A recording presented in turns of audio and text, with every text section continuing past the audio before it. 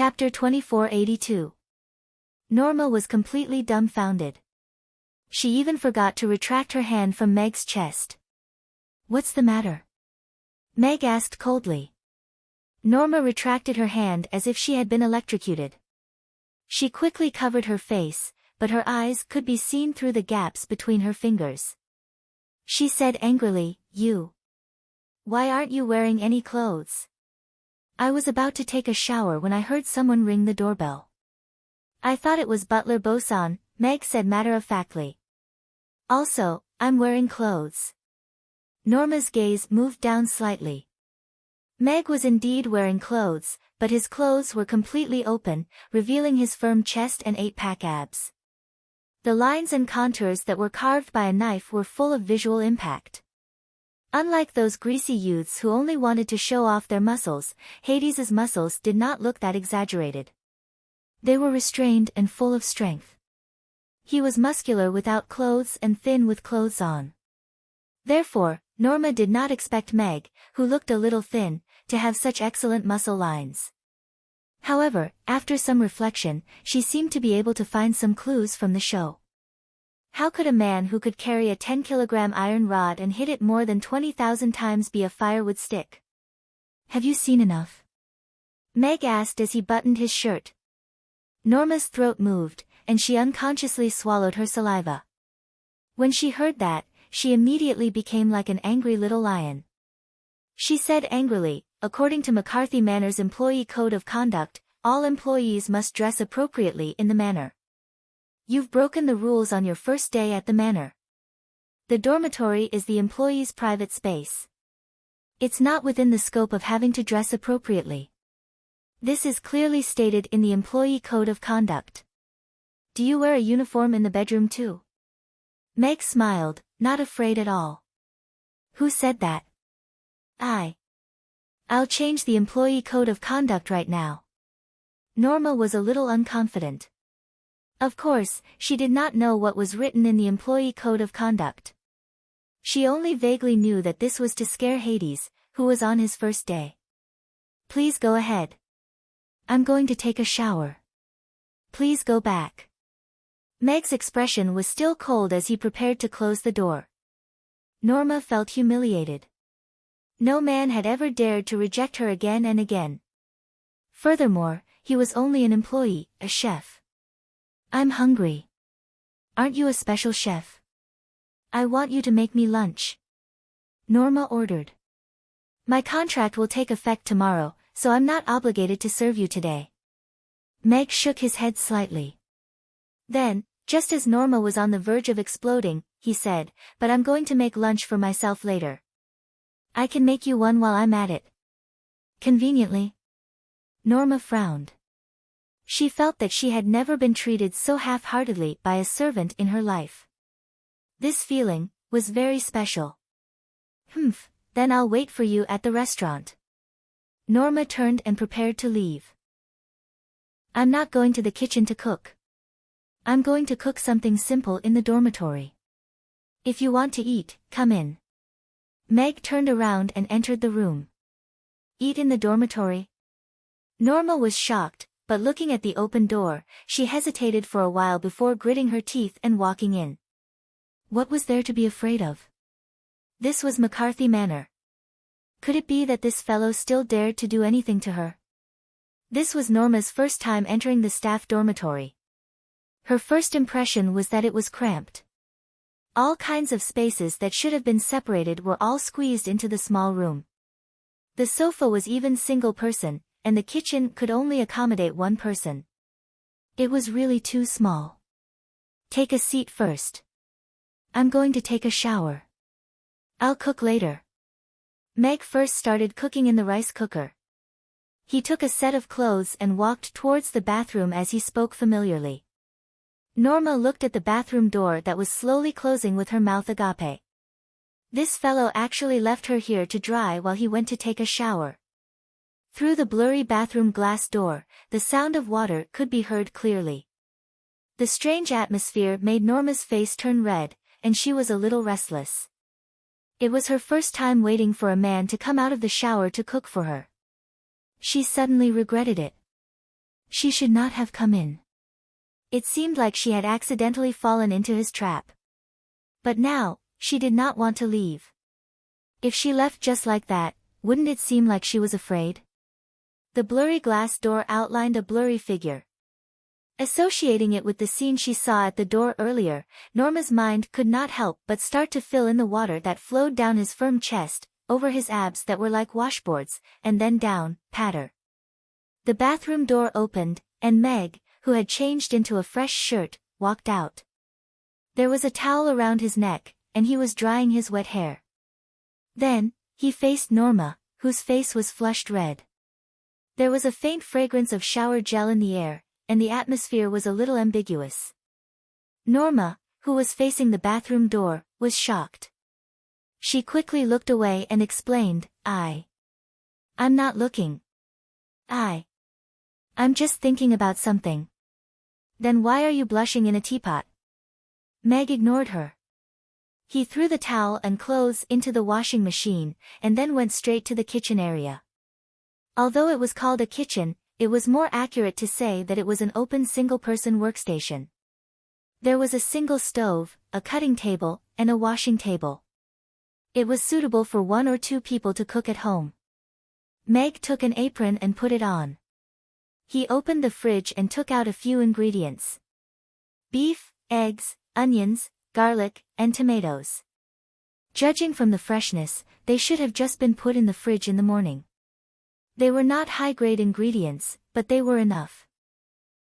The freshly cooked rice grains were clear, and there was no excess water on the surface. It completely met the standards of making fried rice. Meg began to prepare the ingredients and cook. The blush on Norma's face had not faded. She sat down on the sofa and opened her wristband to browse the web, but her eyes were secretly glancing at Meg. His posture was tall and straight, and the side of his face looked sharp. The corners of his mouth seemed to be slightly raised at all times. He looked very intimate, but also seemed to be mocking something. The chefs in McCarthy Manor were mostly middle-aged uncles, and there were also quite a few old grandpas. The chefs who were selected were all experienced chefs. How could there be such a young and handsome chef? No matter what he cooks later, I definitely won't eat a single bite. I want to let him know the dangers of this world. Norma thought to herself. She had already begun to plan her lines. The beef was cut into cubes, and spices were added to stir-fry. The rice and eggs were mixed together, and they gradually blended. Then, the beef was added to stir-fry. Finally, a handful of tender green onions were sprinkled, and they were stir-fried. Then, a pot of tomato and egg soup was boiled. 2 plates of beef and egg fried rice, 2 bowls of tomato and egg soup, and 2 spoons. A simple lunch was completed. Let's eat. Meg placed the fried rice and soup on the dining table and said to Norma. This is the lunch you prepared for me. It's so simple. Gulp. Norma sat at the dining table and said with disdain. Before she could finish her sentence, a strong fragrance assailed her nose. She could not help but swallow her saliva, and even her words were interrupted. It smells so good. Norma looked at the fried rice in front of her in disbelief. End of chapter. Chapter 2483. The golden eggs wrapped the rice perfectly, and the grains were distinct. The red beef cubes were embellished with an attractive oily glow, and the green onions were the finishing touch, adding color to the fried rice.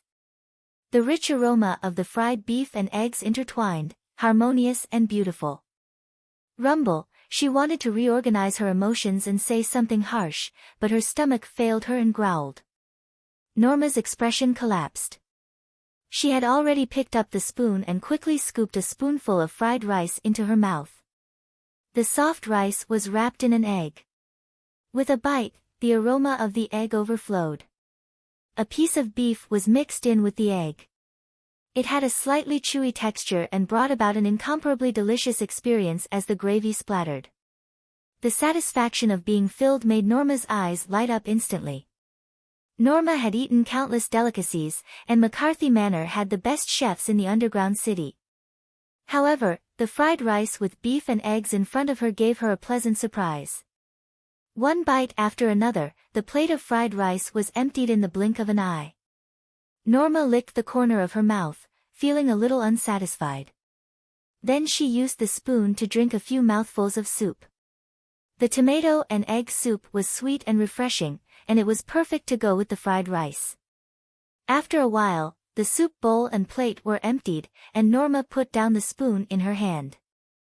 This lunch was very simple, and she had never eaten such a simple lunch before. However, she was very satisfied with the meal, both physically and mentally. Norma looked up at Meg, who was eating quietly. He did not show any expression of anticipation or praise, but instead seemed to be a little dissatisfied. The heat of the beef is a little lacking, and it needs to be adjusted, Meg muttered to himself. He was indeed a little dissatisfied. Strangely, Norma felt that the man in front of her seemed to be glowing.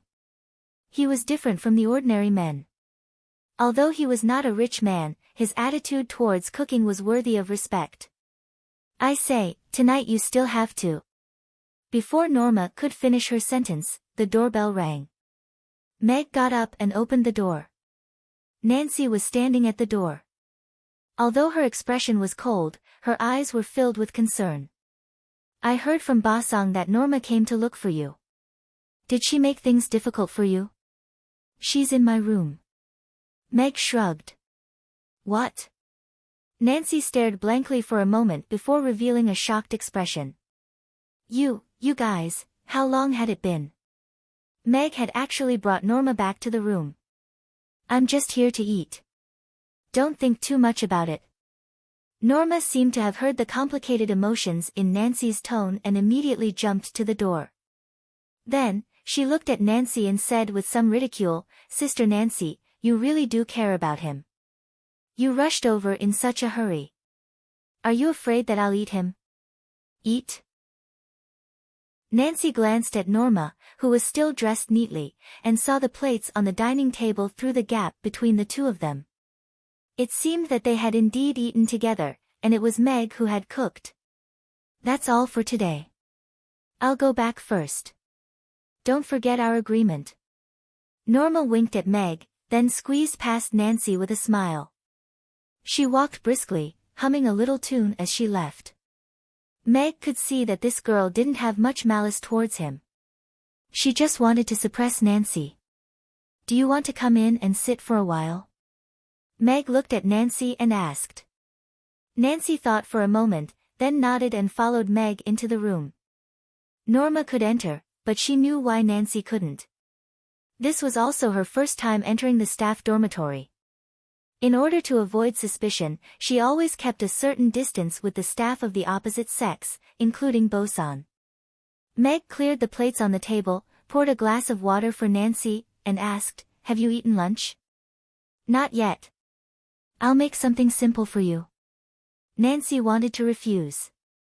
There would be a family dinner later, but when she looked at Norma's clean plate, she couldn't help but be curious about what they had eaten earlier. So, she nodded. Meg made a new plate of beef and egg fried rice for Nancy. After summing up his experience, his control of the heat of stir-fried beef improved a bit. Nancy sat on the sofa and watched Meg cook. This feeling was a bit special. In a small room, a man in casual clothes with an apron cooking for you, just like a family in the movies. In her world, this kind of scene had never appeared before. She also never thought that in the future, there would be a man cooking lunch for her in their home. At this moment, she felt that it was quite beautiful. Then she couldn't help but laugh at her strange thoughts. But when she looked at Meg's serious side profile, she was a bit dazed. Beef and egg fried rice. There aren't many ingredients in the fridge, but the quality is not bad. Meg put the fried rice in front of Nancy and smiled. Thank you. Nancy nodded slightly and hid the strange look in her eyes. She picked up the spoon and elegantly finished the entire plate of beef fried rice. It was no wonder that the picky Norma would dine in Meg's tiny room. This plate of beef and egg fried rice was too delicious. The control of the heat of the stir-fried beef was just right. The beef was chewy but not hard to chew. The tender taste required a very high control of the heat. After eating the fried rice, Nancy got up and said goodbye. Before she left, she reminded Meg to be more cautious of Norma. Meg smiled and said okay. After closing the door, he accepted Norma's friend request. Looking at the girl's profile picture who sent him a string of emojis, the corners of Meg's mouth curled up. It was obvious that the fish had taken the bait. Meg forwarded the screenshot of his chat with Norma to she and briefly reported that he had successfully hooked up with Norma. It's only been half a day and he's hooked up with Norma. Is this guy really that charming? She looked at the picture sent by Meg and fell into deep thought. However, this was indeed a good progress for the mission. Norma was Gardner's daughter. Gardner was a core member of the McCarthy family and was in charge of external affairs. It was very likely that he was related to Senator Tam's disappearance. If Meg intended to use Norma as a breakthrough, it was indeed a good choice. What do you plan to do next? She replied. If your information is correct, Norma is indeed very doted on by Gardner. I'll try my best to get information about Senator Tam from her. Be careful. She replied and closed the chat interface. Meg stood at the dormitory window and looked at the manor. From the angle of the window, he could only see a very small area, which did not include the living area and activity area of the McCarthy family members. He actually already had all the information needed for this mission in his hands. He only needed a reasonable scenario to obtain this information and then he could leave. There were 3 supernatural powerhouses guarding the McCarthy manor. He had no reason to risk his life for a newbie mission. In the afternoon, Meg took a nap and then went downstairs to the public area below the dormitory to have a brief conversation with the head chef and take a look at the kitchen. From tomorrow onwards, he would officially join the kitchen of this huge manor and take on part of the cooking work. After coming out of the kitchen that was far larger than a 5-star hotel, Meg received a message from Norma. I want to eat your cooking tonight. Come to my villa now. I'll cook noodles for you. Meg replied. I don't want noodles. I want to eat lamb chops. Charcoal grilled lamb chops. Norma sent a voice message. It was her loss that this girl could not taste the knife-shaved noodles he made. Meg sent another message. Employees are not allowed to enter the core area. I can't come. I've already sent someone to pick you up. Just as Meg saw the message, a driverless car stopped beside him. The door opened automatically and an electronic voice came from the car. Hades, identity confirmed. Please get in the car and head to Miss Norma's residence. It's not against the rules if someone finds out about this, right? Meg was not in a hurry to get in the car. Instead, he sent a message to Norma. Cooking for your employer is your job. You'll be my full-time chef from now on. As I said, as long as you perform well, I'll give you a raise. Meg got in the car and did not reply to Norma's message. If the chef's dormitory was considered a luxurious residence for workers, then Norma's villa that occupied more than 1,000 square meters should be called a pink castle. Even with the advancement of technology, young girls still could not change their passion for pink. Of course, this pink was quite high-end. The glass walls were a sparkling pink like pink diamonds. It was soft and dazzling, and the various colors complemented each other. It did not completely fill the entire castle with pink. It was full of young girls' hearts and was quite pleasing to the eye. Needless to say, this must have been the work of a top designer. Meg alighted from the driverless car and was led into the villa by a sweet-looking maid. Meg looked at the maid's pink cat ears. She was obviously a young orc lady. I asked you to come, but you don't seem to be very happy. A large chair was placed on the raised ground in the hall. Norma crossed her legs and looked down at Meg. Meg sat on the high seat like a queen. Norma wanted to laugh. Normal people would not be able to do such a thing without at least 10 years of Chinibu. What kind of reward is cooking for you? Mag asked in return. Of course. Many chefs want to cook for me, but they don't have such an opportunity. It's your honor. Norma lifted her chin slightly. Unfortunately, there are many people who want to eat my cooking. Moreover, it's not working hours now, Meg said calmly. Norma narrowed her eyes. Meg was not lying. With his popularity these few days, it was not an exaggeration to say that he was the most popular man in the underground city. You're already here. Are you going to leave without doing anything? Norma came down from the high platform and walked in front of Meg. The high platform slowly descended behind her until it was level with the ground. The large chair expanded to become a sofa. So this problem would not act up in front of everyone. Ha, fake woman. I charge. It's very expensive. Meg looked at Norma and said in a low voice. The maid at the side opened her mouth slightly and looked at Meg in shock. Although she was a huge fan of this handsome guy, she was still worried about his safety when he dared to speak to Miss Norma like this. Expensive? Ha, the thing I don't lack the most is money. Norma raised her hand and a transfer interface lit up on her bracelet. How much? 1 million, Meg said. Norma tapped her finger twice and 1 million was transferred. Meg's bracelet lit up and 1 million was transferred to his account. A real rich woman was so overbearing. Where's the kitchen? Meg asked directly as he received the money to do things. I'll take you there. The cat-eared maid said softly. The shock on her face had not faded. The man in front of her actually got 1 million from Miss Norma. He was so daring. Meg followed the maid into the kitchen in the basement. Compared to Meg's shabby workbench, the kitchen in Norma's villa was luxurious. It took up more than 100 square meters and had all kinds of kitchenware and cutlery. There were also 2 large freezers in the corner filled with all kinds of ingredients. There was a charcoal grill on the workbench. The charcoal fire had already been lit.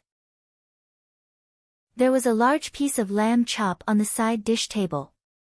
It was obviously freshly processed.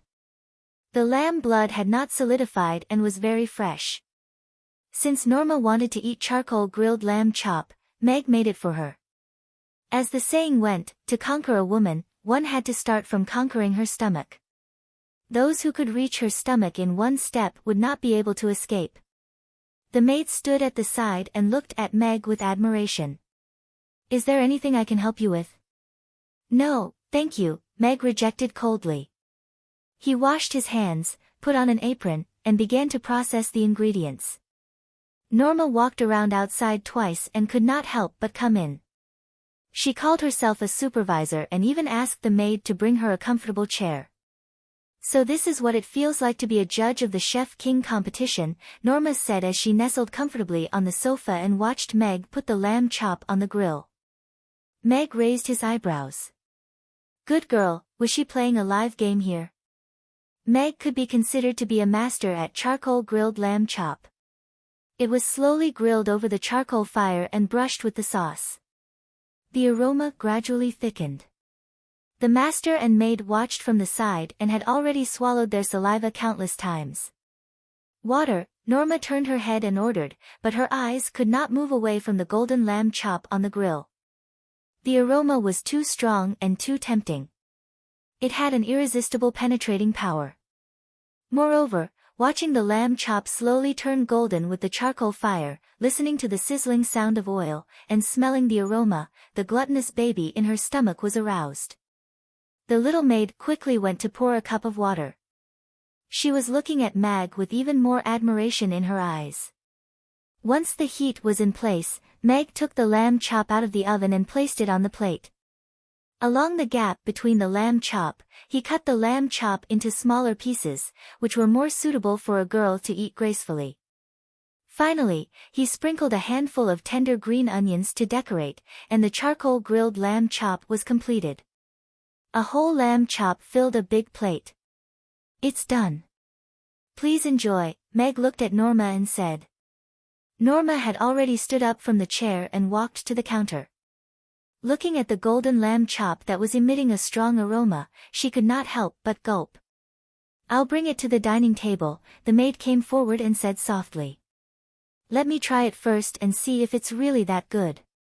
Norma could not wait to reach out and grab a piece of lamb chop. Hiss. It's hot. Norma immediately retracted her hand and pinched the maid's cat ears to lower her temperature. The maid looked innocent, but did not dare to say anything. After lowering the temperature of her fingers, Norma put on a thin glove that insulated heat and grabbed another lamb chop. She brought it to her mouth and blew on it before carefully opening her mouth to take a bite of the lamb chop. The crispy skin wrapped around the tender and juicy lamb. With just a light bite, the rich juices and oil exploded in her mouth. The slight spicy meat taste collided with the tip of her tongue, and her taste buds instantly went out of control. Ah, a long and uncontrollable moan made Norma's face blush instantly. But this lamb chop was too delicious. Grilled meat was no stranger to Norma. There were 2 chefs in the manor who were very good at grilling meat. Every time they had a meal together, the 2 of them would roast all kinds of meat products. But she had never eaten such a delicious and special lamb chop. When she saw Nancy lose her composure on the show, she had mocked her for being inexperienced. She did not expect that when she tasted this lamb chop in person today, it did not look very promising. The unique aroma of the grilled fruit permeated the lamb, and the unique sauce was irresistible. If she were a judge of the Chef King competition, she would not be able to resist giving full marks, right? This is too delicious. Norma could not help but praise. Then, she glanced at Meg. No wonder Nancy thought so highly of him and even sent a fighter jet to protect his safety. The maid could not help but swallow her saliva. Previously, when she watched the live broadcast with Miss, she had secretly swallowed her saliva countless times. Today, when she saw Meg grilling the lamb chop with her own eyes and smelled the aroma, how could she resist this temptation? Here, you have a piece too. Norma took a lamb chop from the plate, shook it slightly to cool it, and handed it to the maid. Thank you, Mississippi, the little maid was flattered and took the lamb chop. She took 2 steps back and blew on it. Then, she took a small bite. Her eyes immediately narrowed into crescent moons. She held it and ate it in small bites, just like a little squirrel. Meg watched this scene. Norma treated her subordinates well and did not treat them badly at all. Norma finished 2 lamb chop and was somewhat full. Only then did she feel a little uncomfortable eating standing in the kitchen. She ordered, "Let's eat in the dining room." The maid quickly wiped her hands clean and carefully carried the lamb chop out of the kitchen with both hands. She went straight to the dining room on the first floor. Meg took off his apron and went upstairs to prepare to go back. He had finished his work, and Norma looked very satisfied. The 3 of them had just reached the first floor and a maid quickly walked over and said respectfully, "Miss, Master is here." Just as she finished speaking, the villa's door opened and a thin middle-aged man walked in. Meg looked at the person and raised his eyebrows slightly. He quickly regained his composure, but was not in a hurry to leave. He took half a step back and stood beside the maid. "Father!" Norma exclaimed with some surprise. She jumped forward and held the middle-aged man's arm. "When did you come back? Didn't you say that you would only be back next week?" "Something happened in Tucker City, so I came back early." The middle-aged man with a cold temperament smiled when he looked at Norma. His eyes were full of affection. "I went to see the chief, so I came to see my baby daughter first." As he said that, his gaze swept past the little maid, and landed on Meg. His long and narrow eyes narrowed instantly, and there was a dangerous glint in them. "You came at the right time. I just grilled lamb chop. Let's eat together." Norma pulled Gardner to the dining table. Gardner sat down and looked at the grilled lamb chop on the table. He looked at Meg again and asked, "Are you Hades?" Yes. Meg nodded slightly. The person in front of him was the target of his trip, Gardner. He did not expect to meet him on the first day of entering McCarthy Manor. Father, you know him too. Norma held a lamb chop in her hand and asked in surprise. How many people in the underground city don't know him now? Gardner smiled. The Dixon family had suffered a great loss this time. Fergus had been killed and they had lost a half-step transcendent realm master for no apparent reason. This young man in front of him could be said to be the fuse of this entire incident. It seemed that Nancy brought him back to McCarthy Manor not only to admire his cooking skills, but also to protect him. Meg lowered his head and did not say anything. He let the system take a few photos. Gardner did not have much interest in Meg. The fact that he could enter McCarthy Manor meant that the family had conducted an in-depth investigation on him. There should be no problem with his background. The incident with Fergus could only be considered a coincidence. A mere chef was not enough to pique his interest. Then try this lamb chop. It's delicious. Norma took a lamb chop and handed it to Gardner. Gardner took the lamb chop. It was still a little hot. It should have been roasted not long ago. The meat was quite fragrant. He opened his mouth and took a bite. His eyes immediately lit up. As one of the few people at the top of the underground city's power hierarchy, his desire for food had long become dull. However, the taste of this roasted lamb chop stunned him. The tender lamb chop did not become dry after being roasted by the charcoal fire. The slightly charred skin was crispy and fragrant. As he chewed, the juices flew in his mouth. It was very satisfying.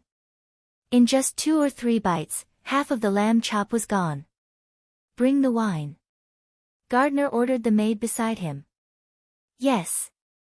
The maid quickly left and soon came back with a small cart. She opened the bottle, poured the wine, sobered it up, and divided the wine in one go. A glass of red wine was placed in front of Gardner. Gardner took a sip of the wine and then picked up a lamb chop. He chewed it carefully, his face showing some joy. He had not felt satisfied with food for a long time. This roasted lamb chop was indeed unique. Your culinary skills are not bad. Gardner put down the lamb chop in his hand and looked at Meg as he spoke. Your daughter is not bad either. Meg was neither servile nor overbearing as he said, thank you. All of the female servants looked at Meg with surprise and envy in their eyes. Lord Mag had never praised any of his servants before, but he was very appreciative of Hades. You can go back first. I'll get the car to send you back to the dormitory, Norma said to Meg and gave the maid a look. Okay. Meg nodded slightly. Please follow me. The maid led Meg out of the door. The driverless car was still parked at the door. The door was already open. Meg got into the car. The maid blushed and said, Mr. Hades, I'm your fan. Your roasted lamb chop is really delicious. I like it very much. Meg's face showed a gentle smile. He nodded slightly and said, thank you. Please go back. The door closed slowly. The driverless car started slowly and drove away from the villa area. His smile is so gentle. Oh no, it's the feeling of falling in love. The maid covered her chest. Her face was red all the way to her ears. End of chapter. Chapter 2484. Meg went straight back to the dormitory and sent a message to She. It's going well. There were 2 photos attached. One was of Norma munching on a lamb chop with an intoxicated expression, while the other was of Gardner drinking red wine and munching on a lamb chop. What's the plan next? She quickly replied to Meg.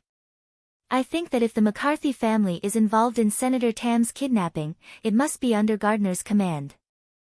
I've gained Norma's trust and have the opportunity to directly contact Gardner, but I need someone who can help me hack into the McCarthy bracelet.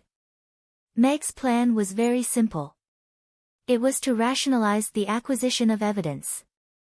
He had the encrypted letters from Gardner and the McCarthy patriarch in his hands. Now, he just needed to let she and Ferdinand think that his method of obtaining information was reasonable and that they would not associate it with other help. She was silent for a few minutes before replying. Tomorrow at 6:00 in the morning, someone will send the cracking robot to the third tree outside your dormitory. This is a standalone version. I'll send the tutorial to your bracelet for you to learn the specific operation method. Okay.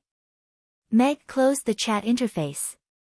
Big brother, this incident has caused the Dixon family to be in a terrible state. I'm afraid that Ferdinand is behind this. We have to be more careful, Gardner said to the dignified man sitting opposite him. Ha, now they all think that we're behind this. Nancy brought that kid back. Although there's no problem with the background check, you have to be more careful, Archie said in a low voice. I've just seen that kid. His culinary skills are really good. He can catch Nancy's eye, and at such a young age, he shouldn't be one of Ferdinand's men. Gardner shook his head slightly and his expression became more solemn. As for the judge, I'm afraid we have to respond to the Dixon family's hunting plan. Whether he's one of Ferdinand's men or not, he has broken the rules and must be killed in time.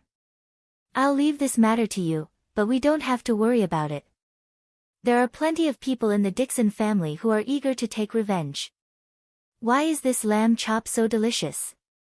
It's so delicious. Norma was slumped on the sofa, holding a glass of happy water in her hand. She sighed as she sipped.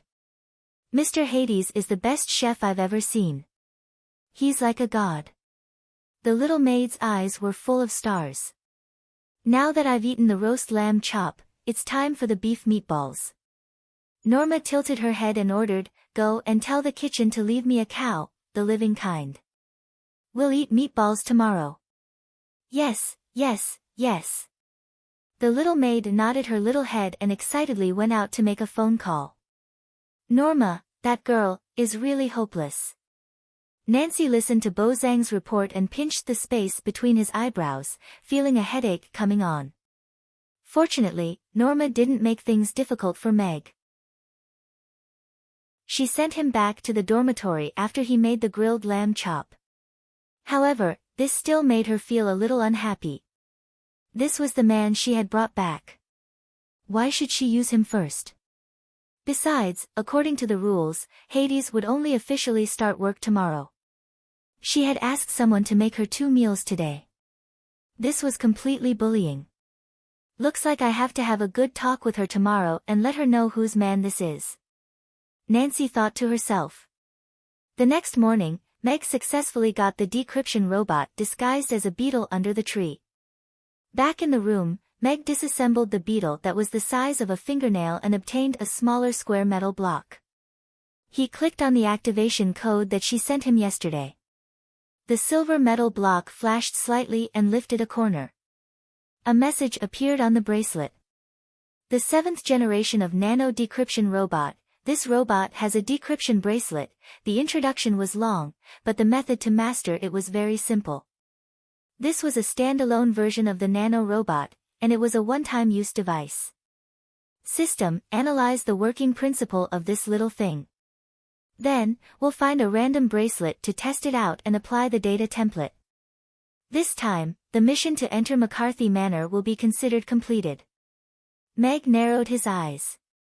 With his perception, it was difficult to notice the existence of this robot. I've already obtained first-hand data from their research and development department. If you have the materials, I can make a copy for you now. The system replied lazily. Very good. Then, you can just make Gardner's information according to the template. Meg smiled. The feeling of cheating was really good. On the first day of work, Meg received a message from the head chef at 6:30 a.m. This morning, he needed to make a serving of hand-fried beef meatballs. This was a request from many adults. This afternoon, he also needed to make a grilled lamb chop and a spicy pork loin. Good heavens! Even the cattle of the production team wouldn't dare to be used like this. They're squeezing me dry right away. The hearts of capitalists are really all black. Meg muttered in his heart while changing into his chef's uniform. The kitchen of McCarthy Manor looked like a villa on the outside. According to the cooking style, it was divided into 3 floors. The 3rd floor had the smallest area and was the baking area. The 2nd floor was the special area for the specially hired chefs. The 1st floor was the hodgepodge, which had the largest area and the most chefs. When Meg arrived, he caused quite a stir. After all, Meg's popularity had not died down yet. It wasn't an exaggeration to say that he was a celebrity chef. The official chefs all had some skills. They didn't care about Meg at all. What they didn't lack the most were the champions of various cooking competitions. However, those kitchen helpers, apprentices, and kitchen maids were rare. They all stared at Meg with their bright eyes.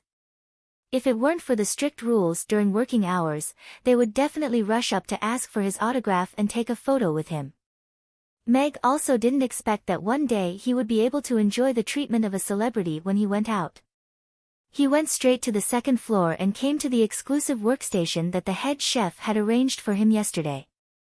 There were already 2 beautiful kitchen maids and 2 young chefs waiting there. The specially hired chefs had a high status in the kitchen of McCarthy Manor, second only to the head chef. There were only 8 specially hired chefs in the entire kitchen. Every specially hired chef had several assistant chefs under him. These were the young chefs who followed him. Mr. Hades.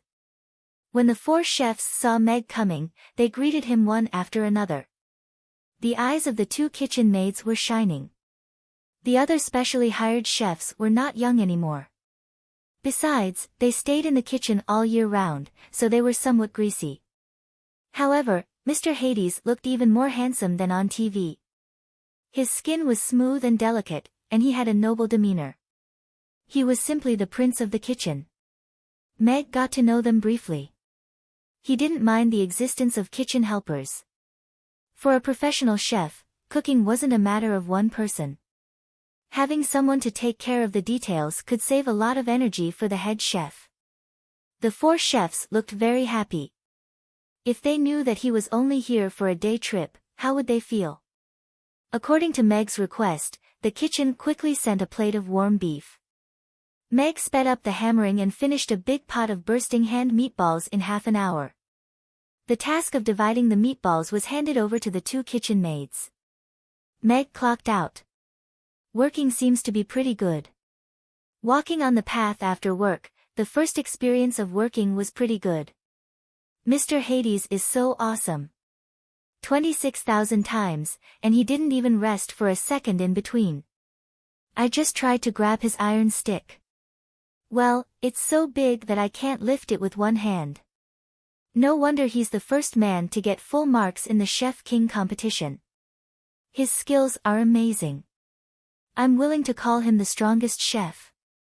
The kitchen helpers hadn't recovered from the shock yet. Their admiration for Meg was like a torrential river. Hundreds of core members of the McCarthy family lived in the McCarthy Manor.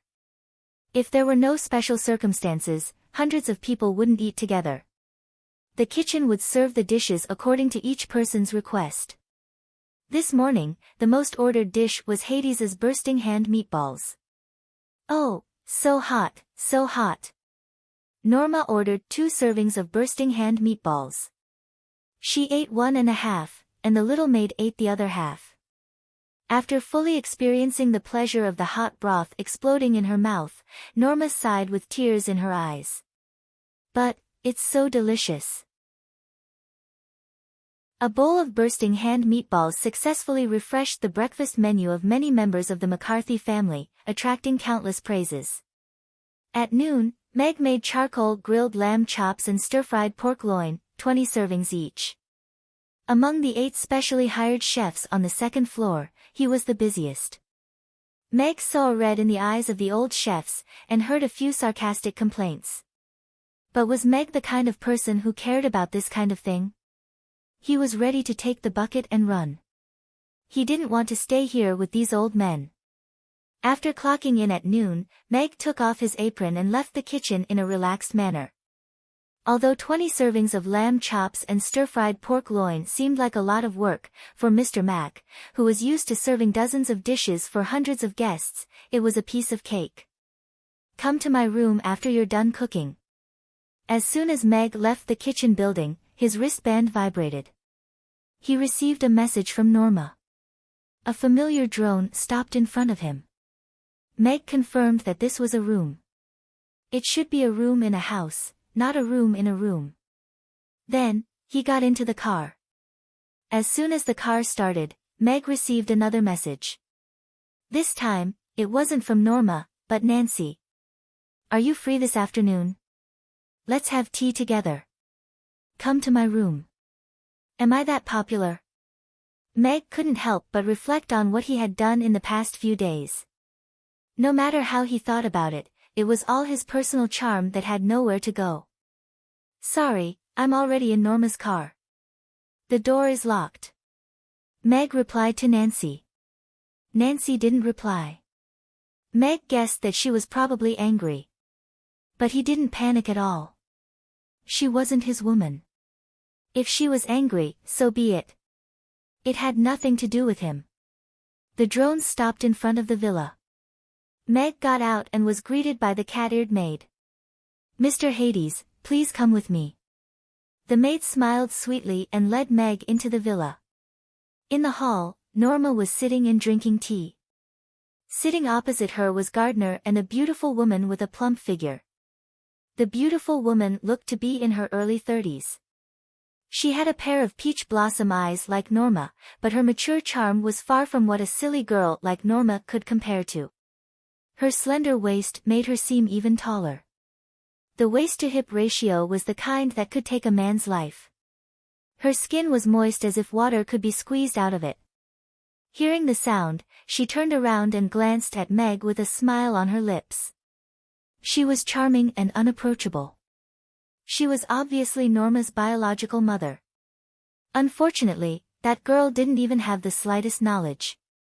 This time, if Gardner praised his cooking skills again, he would have to add, "Your wife is really not bad." Meg was calm. After all, he was a man who had seen countless women. He wouldn't be charmed by a mature woman. After taking a look, he looked away and stopped a few meters away. The woman's eyes showed some surprise. This young man was young, but his composure was stronger than those old foxes from big families. He didn't even look at her. She didn't believe that there was a man in this world who wasn't charmed by her. If there was a chance, she would test him again. You're here.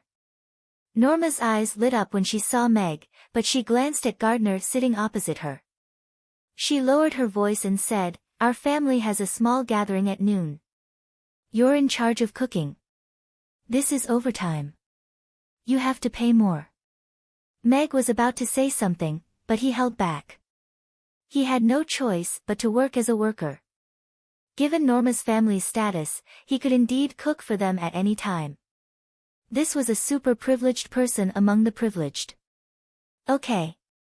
Meg followed the maid to the kitchen. This chef is quite young. The beautiful woman's voice came from behind. But I'm living well. Meg followed the maid into the kitchen and began to grill lamb chops, stir-fry kidney, and casually stir-fry 2 vegetarian dishes. This meal was considered complete. The chef didn't have to wait by the side when the host was eating. Meg took 2 photos and let the nanomachines out for a spin. Then, he took the drone back to the dormitory. I've received accurate information. Gardner was indeed behind the kidnapping of Senator Tam. He's now being held in this place. I'm leaving McCarthy Manor now. Meet me at the rendezvous point. Meg sent a message to She, then left the dormitory and walked straight to McCarthy Manor's gate. McCarthy Manor was not a place where one could enter and leave at will. However, Meg took a resignation letter and left the manor successfully. After turning the corner and getting into She's flying car where there was no one around, Meg sent Nancy a sincere resignation letter. Dear Miss Nancy, by the time you see this letter, I'll have left. I'm still that young man who yearns for freedom. I like poetry and faraway places. You're very good. McCarthy Manor is also very good. Unfortunately, it's not suitable for me. See you again. Hades. Where are you going? She looked at Meg and asked. This place. Meg sent Nancy a coordinate. 1,800 kilometers northwest of Tucker City, in Pembroke Town. The flying car entered stealth mode and drove away from Tucker City. You are very suitable to be a spy. After the flying car left Tucker City, she looked at Meg and said seriously. After Senator Tam went missing, the military investigated many times but found nothing. Meg had only been in McCarthy Manor for 2 days, but he had already obtained important information from Gardner about where Senator Tam might be held. You should know that before I became a chef, I was a soldier, Meg said calmly. This is a professional output. It's nothing. Nancy nodded in agreement. She did not think that Meg was bragging. On the other side, Nancy looked at the resignation letter she received with a look of surprise. Miss, Hades has indeed left the manor. His work pass and uniform are in the dormitory. According to the surveillance, he left directly from the main entrance. Bosun quickly walked in and reported. He also could not hide the surprise on his face. How dare he? This was the same thought in both of their minds. Nancy was worried.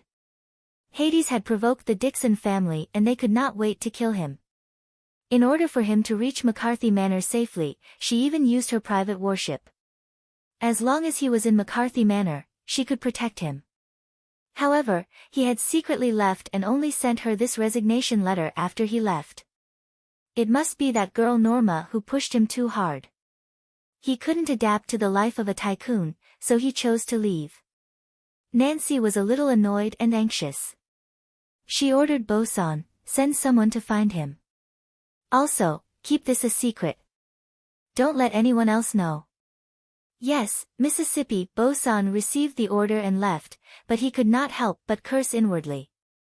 Who knew how many people outside were trying to enter McCarthy Manor, but this guy, after becoming a specially hired chef, had run away with a bucket before completing his day's work. How dare he be so carefree? Nancy sent a few messages to Meg, but they all failed. She even received a red one. He actually blacklisted me. Nancy raised her eyebrows, vaguely angry. Meg did not blacklist the Southern Hilla, but directly deactivated the bracelet. The Hades identity had completed its mission. It was reasonable for a person who did not exist to disappear. Pembroke Town, a forgotten industrial town.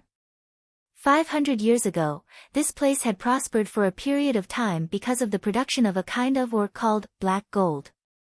However, in just a short 100 years, the ore was mined out, and this place quickly declined, leaving behind many huge mining machinery and abandoned factories buried by sand and stones. No one lived here. The flying car stopped at a high altitude 5 kilometers away. Mag looked at that abandoned industrial town, and said, "This is one of the undead's secret hideouts." According to Gardner, they sent Counselor Tam here directly after kidnapping him 10 days ago. However, we can't be sure if Counselor Tam is still here. From the internal information of the undead stolen from the system, Meg could confirm that Senator Tam was still imprisoned in this stronghold, but he did not know if he was alive or dead. She frowned slightly and looked at the deserted town in the distance. She said, "I think we need reinforcements. The terrain here is complicated, and there is no information about the terrain at all. Once we alert them, they may leave directly through the secret passage or kill the senator. There's no need. Reinforcements will only be a burden. As usual, you cover me. I'll go in to save him." Meg opened the car door and jumped out. A black heavy sword appeared under his feet and he swooped down, flying almost close to the ground at high speed, quickly approaching the town. You. She looked at the flying sword that disappeared from her sight and shut her mouth helplessly. She could not control Meg, and she was used to this. However, For safety's sake, she mounted the heavy sniper at the front of the car and aimed in the direction of the town. At the same time, she reported the situation here to Ferdinand and asked for instructions on how to deal with it. Let him take the lead and cooperate fully. Ferdinand only replied with 8 words. She had a plan in mind and did not think too much about it. She sent the reconnaissance robot to investigate so that it could do the supporting work. Meg had the defensive layout of this stronghold in his mind. He avoided the sentry posts and formations and easily entered the town. Another reason why he was so confident was that this stronghold was only guarded by 2 level 10 powerhouses. It was not difficult to deal with them at all. The key to a secret stronghold was secrecy. The military was so powerful, but they had no idea that the immortals were hiding a stronghold in this deserted town. With 2 10th level masters equipped with a variety of high-tech equipment, even if a half-step transcendent realm master attacked, without a proper defensive map, it would be difficult for them to capture this stronghold in a short time, so they had more than enough time to react. Outside an abandoned mine, Meg leaned against the wall and slowly let go of the dead guard in his hand. After taking the pass, he changed his clothes and copied his face. Meg swaggered into the secret underground base. This base was based on the upgrade of the mine. It was located 1,000 meters underground and had layers of shielding formations. It was impossible to detect from the outside. Meg relied on his armor and successfully sneaked into the mine. He soon found a new target, a level 8 captain, who had changed to an armor with higher authority. He was here to save people, so ensuring the safety of the hostages was the most important thing. The internal structure of the mine was very complicated. Meg had obtained a high-level pass, but he was still blocked outside the cells of important prisoners. Have you confirmed the status of the hostages this morning? Meg asked the 2 guards outside the door in a voice imitated by the system. It has been confirmed. The hostages are in good condition. One of the guards nodded. Meg nodded and then killed the 2 guards. Using his wide sleeves, Fathead Fish flashed and the thick alloy door shattered and fell to the ground. The sirens blared loudly, and the heavy machine guns aimed at the door roared, emitting blue flames, and the sound of gunfire could be heard. With a flash of sword light, the heavy machine gun was cut in half, completely scrapped.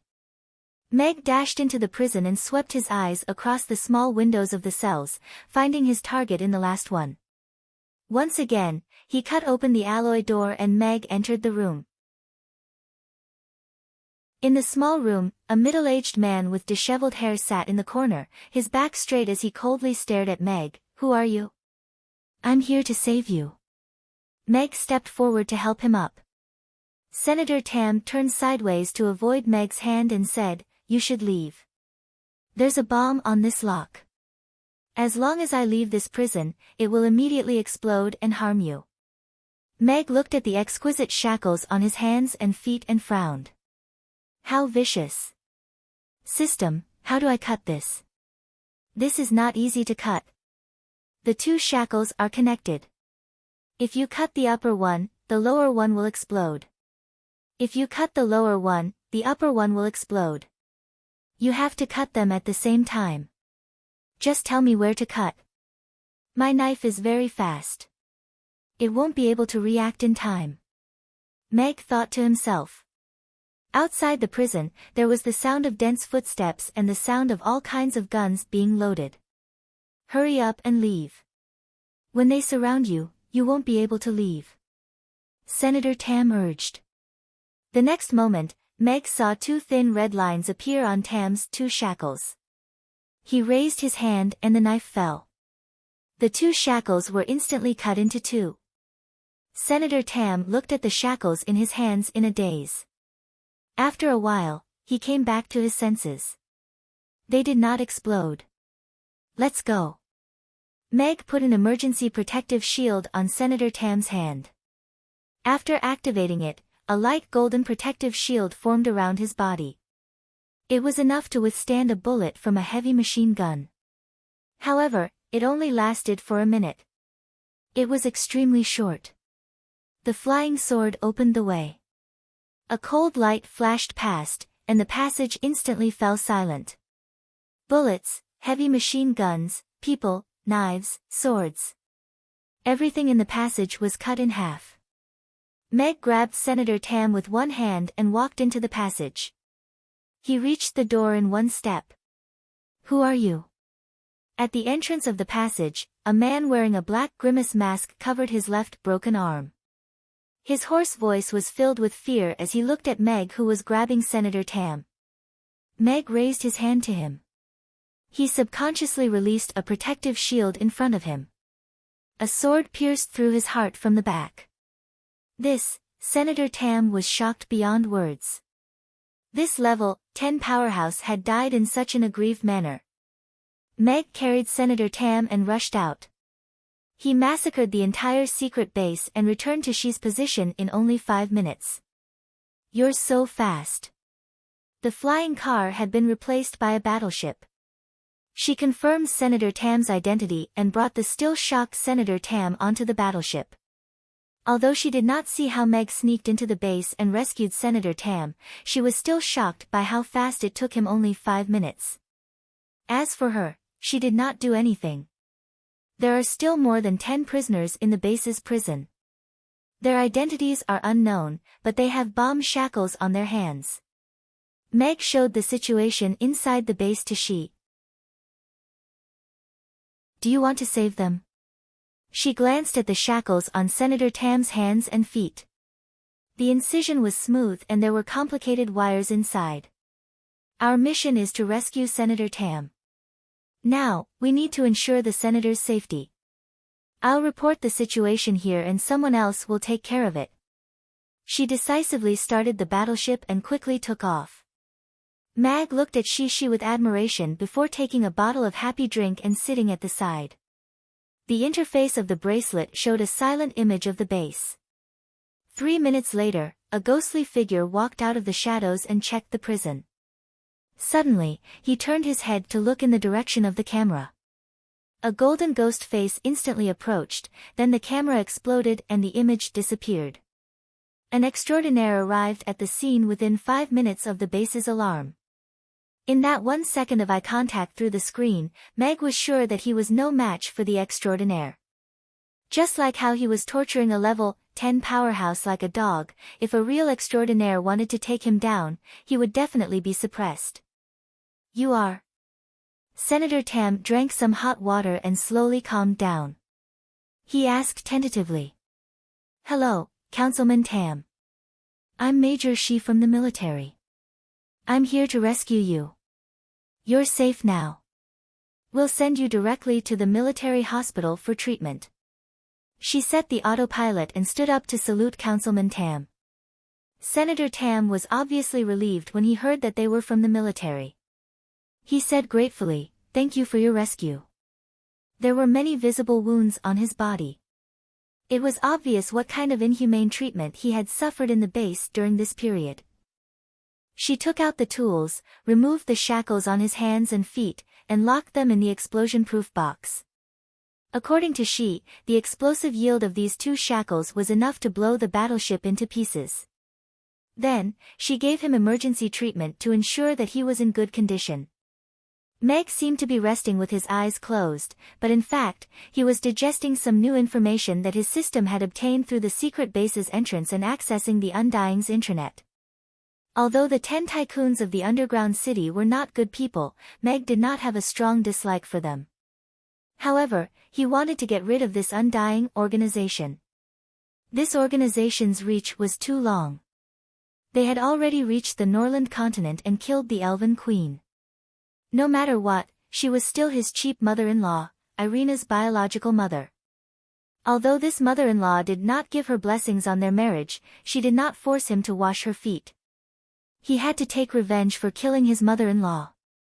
Moreover, from the internal information obtained by the system, the Undying had a god hunt plan. The target was the gods of the Norland continent. The Undying sought immortality, while the gods were immortal and could even be reincarnated after death. Meg deeply suspected that the continuous destruction of the Norland continent and the fall of the gods had a lot to do with the Undying. In this life, the gods had been reincarnated. The sea god and the goddess of life had successfully reincarnated. The Undying could not wait to start a new round of god hunt. If the Undying were allowed to act, the Norland continent would probably fall into a chaotic war again, and the gods would fall again. This is difficult. Meg sighed in his heart. The Undying had 10 hall masters, and all of them were transcendents. There were even more than 50 half-step transcendents.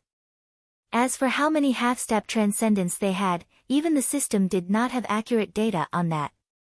They did not even need the underground city's army to be mobilized. If the Undying came out in full force, it would be enough to destroy the Norland continent. The gap between the two realms was so despairing. This was probably why Ferdinand dared to let him enter the underground city and even give him a chance to comprehend the divine tablet. So what if he became a god? There was only one god on the Norland continent. How could he resist the million-strong underground city's army? Not long after, the battleship landed and stopped. She accompanied Counselor Tam down the battleship. The Marshal wants to speak to you. 10 minutes later, she returned to the battleship and contacted Ferdinand. Not bad. You have completed the mission perfectly. I am very relieved that Counselor Tam can return safely, Ferdinand said to Meg with a look of admiration. The mission is completed. When will the reward be given out? Meg asked directly. I have already arranged it. She will tell you what to do. I look forward to your performance in the next mission. Ferdinand ended the call with a smile. Meg looked at she. This is your new identity. Tomorrow, the outstanding representatives from various places will go to the world of the divine tablet to comprehend it. You will enter with this identity. She handed a new bracelet to Meg. Local representatives. What about this person? Meg took the bracelet and frowned slightly. This guy is a local tyrant. He is unreasonable and has killed many people. He got this spot by sucking up to the rich and powerful. He was hacked to death on the road. Isn't it reasonable for him to impersonate someone else? It is quite reasonable. Meg nodded. Moreover, this would completely remove the military from the picture. Even if something happened to him in the world of the divine tablet, it would not implicate the military. After leaving the military, I will send you to this hotel. Tomorrow, you will enter with the representative team. She looked at Meg and said with a serious expression, remember the things to take note of when comprehending the divine tablet. Don't try to do anything to the divine tablet. You must know that there are countless high-level formations in the world of the divine tablet. There are also 3 extraordinary powerhouses guarding it. Once you violate the rules, you will be killed on the spot. I understand. Meg nodded. He knew these things better than she, including which formations were set up. After completing the first dungeon mission, Meg received a chance to comprehend the divine tablet. It sounded like a very high-level reward. However, when he found out that a country bumpkin could get such a chance to comprehend the divine tablet by sucking up to the rich and powerful, his expectations were not too high. Of course, things like opportunities were hard to grasp. Every transcendent in the underground city would have a vigorous journey to comprehend the divine monolith on their path to godhood. She drove Meg out of the military and went straight to the hotel where the representative team was staying. Meg changed his appearance and swaggered into the hotel with a new bracelet. In the hotel room, Meg turned on the jamming device that she gave him before taking a shower and lying comfortably on the bed. It had been 5 days since this trip to the dungeon. Fortunately, he completed the first mission with the help of the system. After comprehending the divine tablet tomorrow, whether he succeeded or not, he would have to return to the Norland continent. After being away for so many days, he missed his wife, children, and the warm bed at home. He had a rough idea of the dungeon, and the more he thought about the difference between the two worlds, the more shocked he became. With the reincarnation of the gods and the guidance of the immortals, the collision between the two worlds was inevitable. Although Ferdinand wanted to eliminate the corporations, he was ultimately weak. Even the military might not be united, so he was not an ally that could be counted on. Meg even thought of a way out. If the two worlds went to war, he would send Amy and the rest to the moon first, then destroy the teleportation portal to sever the connection between the two worlds.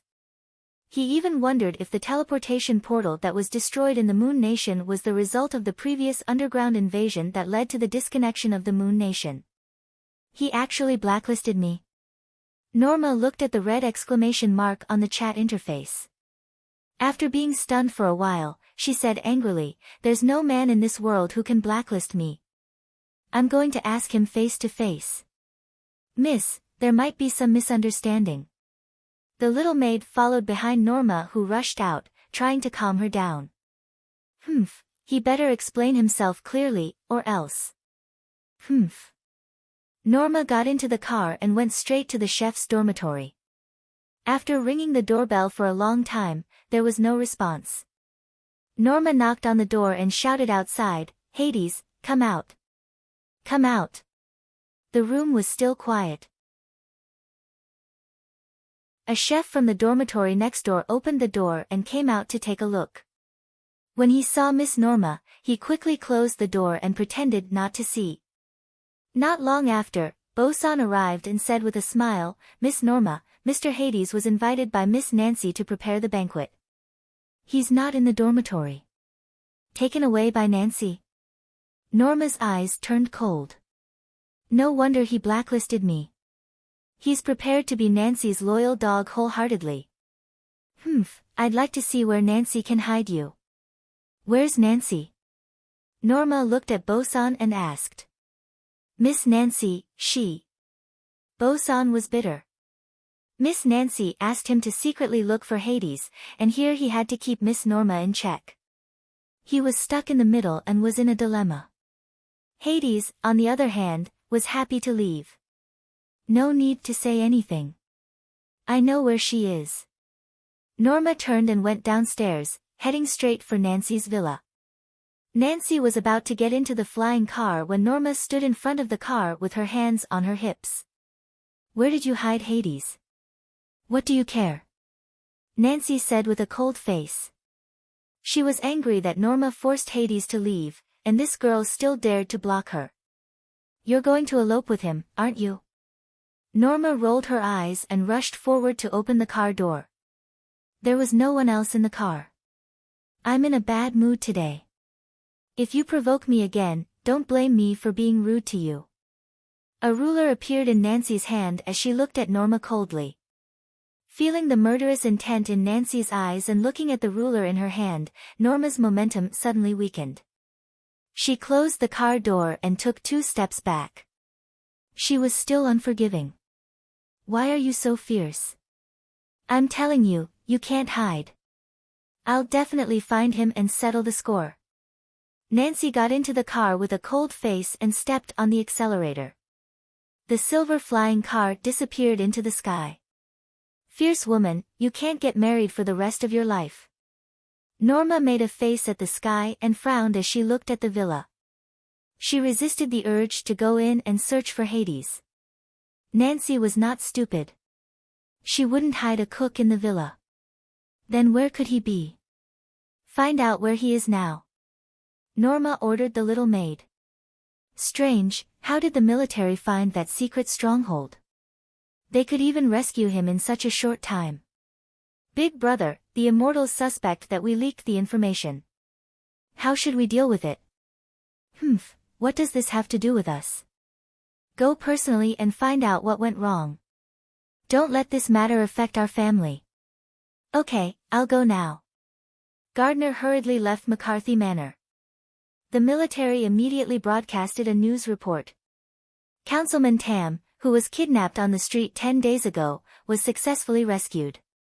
This incident was suspected to be related to the mysterious organization, the Immortals. This news caused quite a commotion and shook all the major corporations. This was the first time the military classified the Immortals as a violent organization. Although they were careful with their words, they had already expressed their attitude. The next morning, Meg followed the representative team on a large flying car and headed to the world of the Divine Monument. The Divine Monument's descent allowed the underground city to quickly break away from barbarism and enter a civilized society. It then climbed the technological tree and became the current advanced civilization. It could be said that the Divine Monument was the core of the underground world. It was also the creator.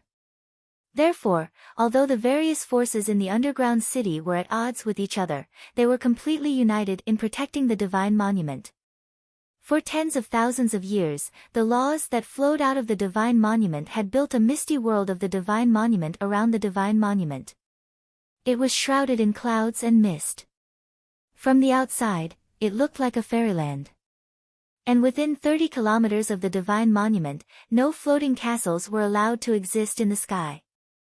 Therefore, standing in the center of Tucker City, this Divine Monument that was 9,000 meters tall appeared incomparably huge. What did 9,000 meters mean? Meg had once climbed the 828-meter Burj Khalifa, and this Divine Monument was even taller than 10 Burj Khalifa towers stacked together.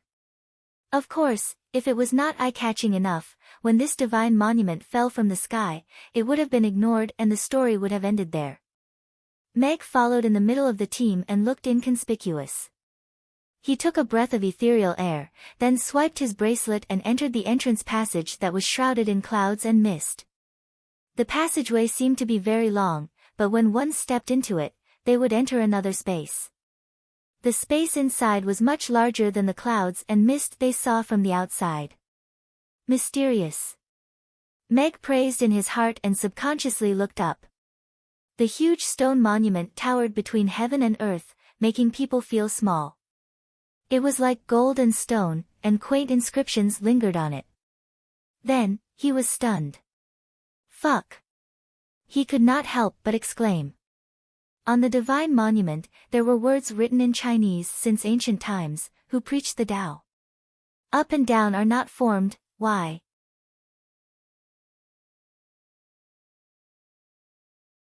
Chapter 2485.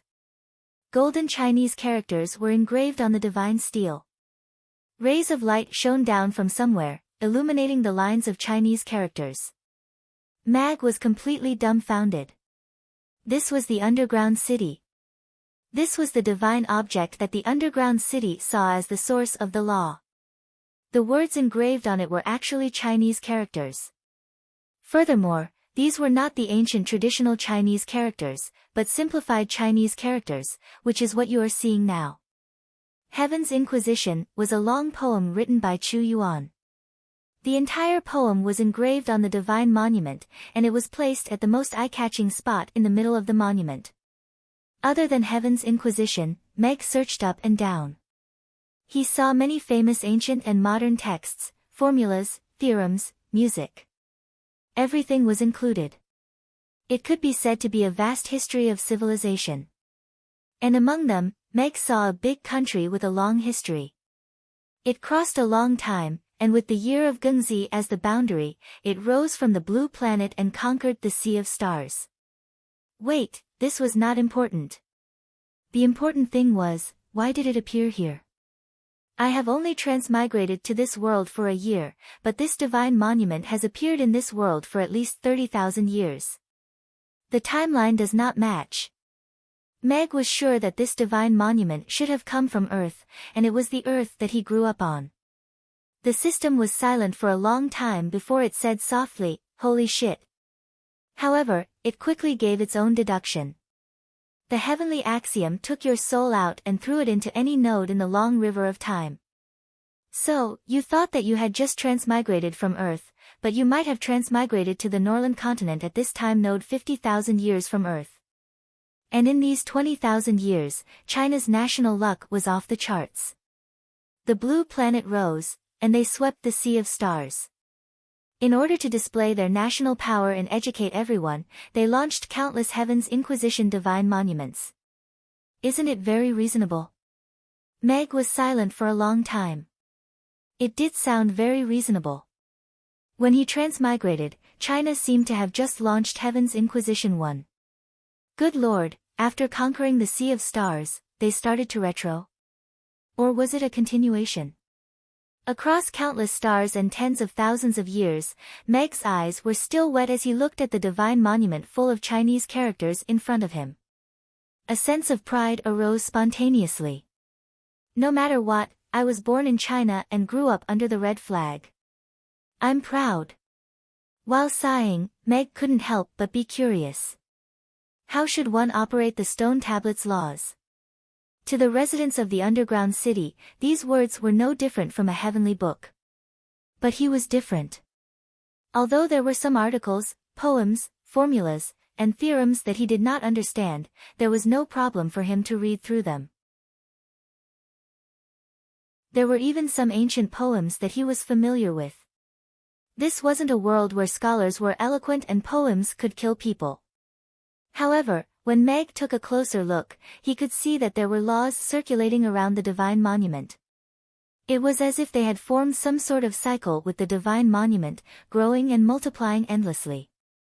However, Meg glanced left and right at the representatives who had entered the world of the divine monument with him. They looked at the divine monument with a confused expression, as if they were trying their best to understand something, but to no avail. According to the rules, once one entered the divine monument world, the comprehension would begin. Other than not being allowed to disturb others and leaving on time, there were no other rules or restrictions. Meg suppressed the agitation in his heart, and sat cross-legged on the best spot in front of the divine monument. He focused on the laws circulating on the divine monument. As a demigod powerhouse, he was naturally familiar with laws. The underground city and the Norland continent had something in common. If one wanted to break through to the god or transcendence realm, one had to completely master a type of law. A 10th tier powerhouse could master a type of law, so they could set up a law barrier. Meanwhile, a demigod could use laws in battle techniques, and not be restricted by law barriers. Hence, they had strong mobility and advantages in battle, and could crush 10th tier powerhouses. Meanwhile, a transcendence realm had absolute control over laws. They could integrate the laws into their body, and their body would become a part of the laws. Hence, their lifespan would be greatly extended. Hence, above the 10th tier, what was important was the ability to comprehend laws. It wasn't something that could be made up for by hard work. Meg stared at the laws on the divine monument for a long time. They swam around like dragons, and he was dazzled.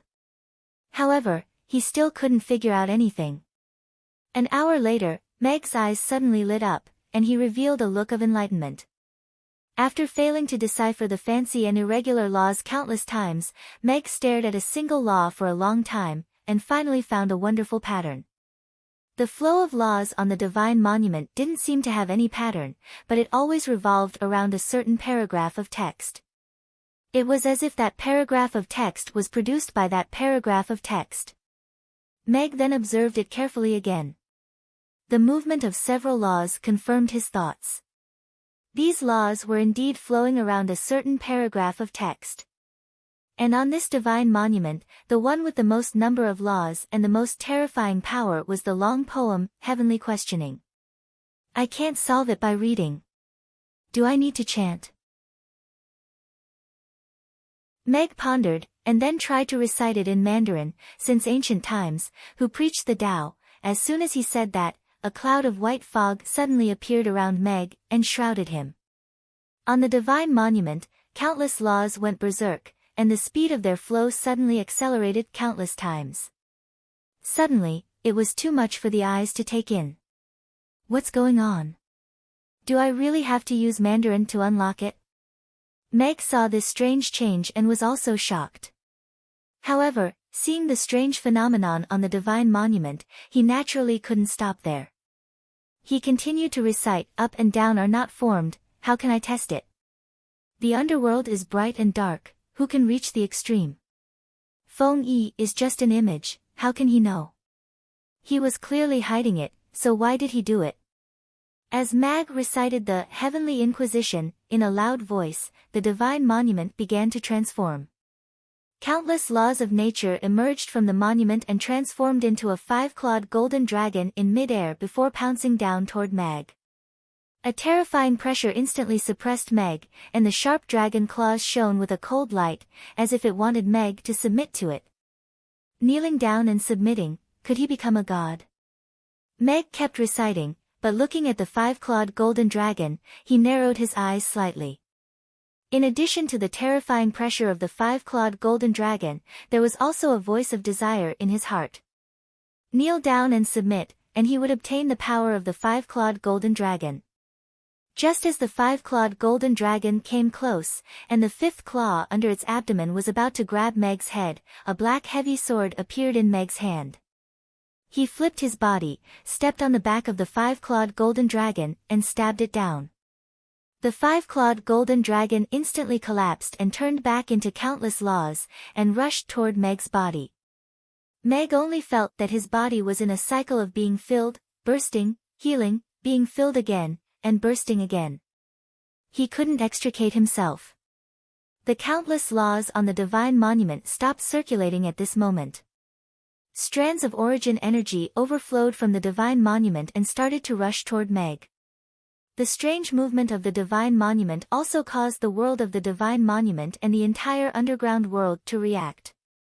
A vortex suddenly appeared in the sky above the divine monument, and countless spiritual energy and laws of heaven and earth were forcefully sucked into the monument. The sky changed color, and the world dimmed, as if it was the end of the world. What's going on? The three transcendent experts guarding this place entered the world of the divine monument almost at the same time. They looked at the seven-colored light flowing on the stone monument, as well as the strands of origin of laws that were seeping out. Their eyes were filled with greed. Back then, when they broke through to transcendence, they guided a strand of origin energy from the divine monument into their bodies and turned it into a seed. Then, they carefully watered it with the power of laws, and finally fused it into one to become a transcendence. To be recognized by the divine monument and obtain a strand of origin energy from the laws was already a great opportunity. At this moment, the divine monument was overflowing with countless origin energy from the laws, as if it was ready to be harvested. To transcendence, it was also a fatal attraction. Almost at the same time, all the transcendents in the underground world sensed it. Regardless of whether they were in seclusion or enjoying themselves, all of them put aside their work and rushed toward the divine monument. After becoming a transcendence, no one knew if there was a future. However, if transcendents wanted to increase their strength, the only way was to strengthen the origin energy in their bodies. The overflowing origin energy from the divine monument was tantamount to a great opportunity for transcendence. The first to arrive outside the divine monument were three black-robed men wearing golden masks. A cold aura enveloped them, and the people around them automatically retreated a few hundred meters, looking at them with awe and fear. The Immortals, this mysterious and powerful organization, entered the eyes of ordinary people with a military announcement. These three mysterious men wearing golden masks were 3 of the 10 temple masters of the Immortals, but no one knew who they were. However, no matter who they were, their status as temple masters meant that their strength had reached the transcendence realm, and they were the true top masters of the underground world. Outside the scene, there were already tens of thousands of onlookers. At this moment, seeing the arrival of transcendence, they understood that there was indeed a change in the divine monument that attracted 3 transcendents. Big brother, the overflowing origin energy is indeed strange, but this thing is of great benefit to us. Even if we only absorb one strand, we might be able to control the second principle, the skinny black-robed man on the left said. That's right, big brother. Let's take advantage of the fact that those old guys haven't arrived yet. Otherwise, when there are too many people, it will be difficult to make a move, the tall and fat black-robed man on the right agreed. The black-robed man in the middle raised his head and looked into the distance, saying in a deep voice, "They are already here." As soon as his voice fell, a light spot lit up in the sky, and several figures with extremely powerful auras appeared, arriving in front of the divine monument in the blink of an eye. These people were the 3 transcendents of the Dixon family. They exchanged a glance with the black-robed man, then looked away without any communication. Immediately after, the transcendents of the 10 major families all arrived, surrounding the divine monument, and did not act rashly. For tens of thousands of years, the divine monument has never had such a change. I wonder what the reason is? An old man frowned and said. The divine monument is changing. I'm afraid that someone is about to enter the transcendence realm. You and I both entered the transcendence realm under the divine monument. Did we see any changes in the divine monument that day? Could it be that some incredible divine object is about to be born? This scene can only be compared to the records on the day of the divine monument's descent. The various transcendents discussed animatedly, all of them believing that this matter was quite strange. Why is there such a sudden change? Could it be related to Meg? Ferdinand had arrived at some point, standing in a corner, accompanied by 2 transcendents from the military. The military was not far from here, and because Meg was comprehending the divine monument today, he paid more attention to this place, so he immediately rushed over as soon as the change occurred. Back then, when he broke through to the transcendence realm, he also caused a small resonance with the divine monument, but it was only a brief glow on the divine monument. Today's change, which caused the world to change color, was indeed not recorded in the history books.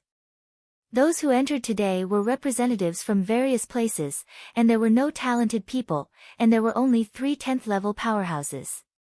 Ferdinand could only think of Meg as the only one who could cause such a change in the divine monument.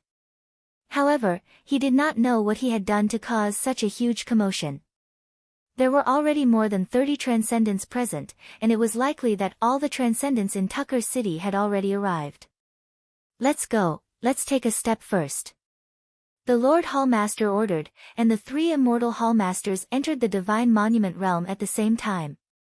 When the other transcendents saw this, they also rushed to enter the divine monument realm, fearing that they would fall behind and lose the opportunity.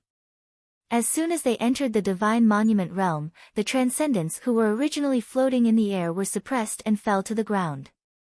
A terrifying pressure that they had never experienced before came down from the divine monument, suppressing the entire divine monument realm.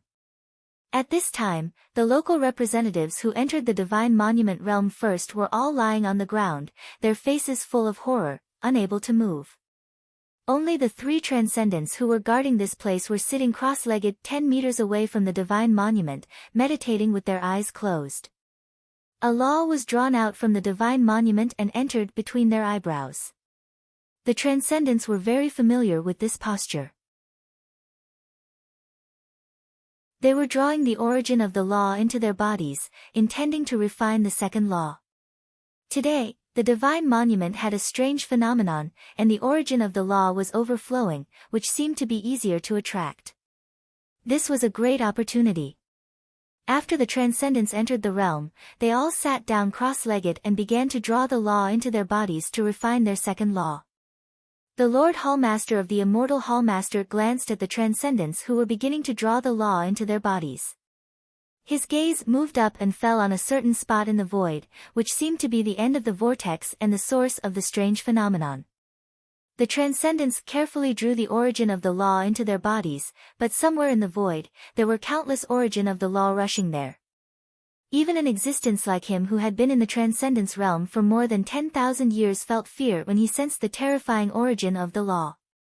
After fear, there was great greed. In the past 10,000 years, he had nurtured the 4th law origin, but there was still an indelible gap between him and the legendary realm of immortality and indestructibility. But in this strange phenomenon, he saw an opportunity. If he could replace the guy in the void and draw the power of the law into his body, he would achieve a true law true body, and he would reach the realm of immortality and indestructibility. A black shuttle appeared, alternating between light and dark in the void, with 4 different laws revolving around it.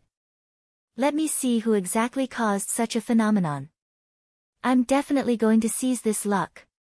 The Lord Hallmaster pointed with his right hand, and the black shuttle pierced through the void, tearing through the fog and the law, and piercing into the void. Peng. The black shuttle that pierced through the clouds seemed to have hit something hard, making a dull sound. The law shook slightly, but it soon disappeared without a sound. At this time, Meg, who was surrounded by the fog, opened his eyes and looked at the black shuttle that stopped 10 centimeters in front of his forehead. He breathed a sigh of relief.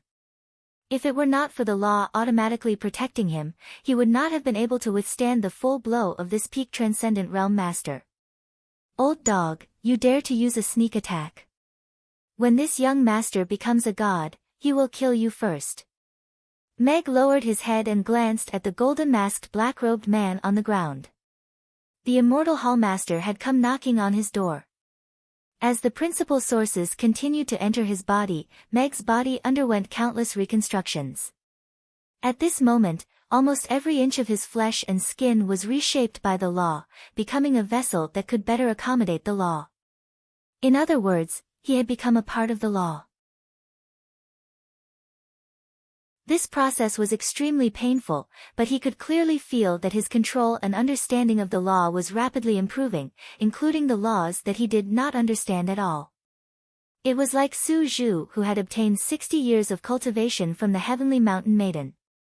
He did not need to work hard, he just needed to endure.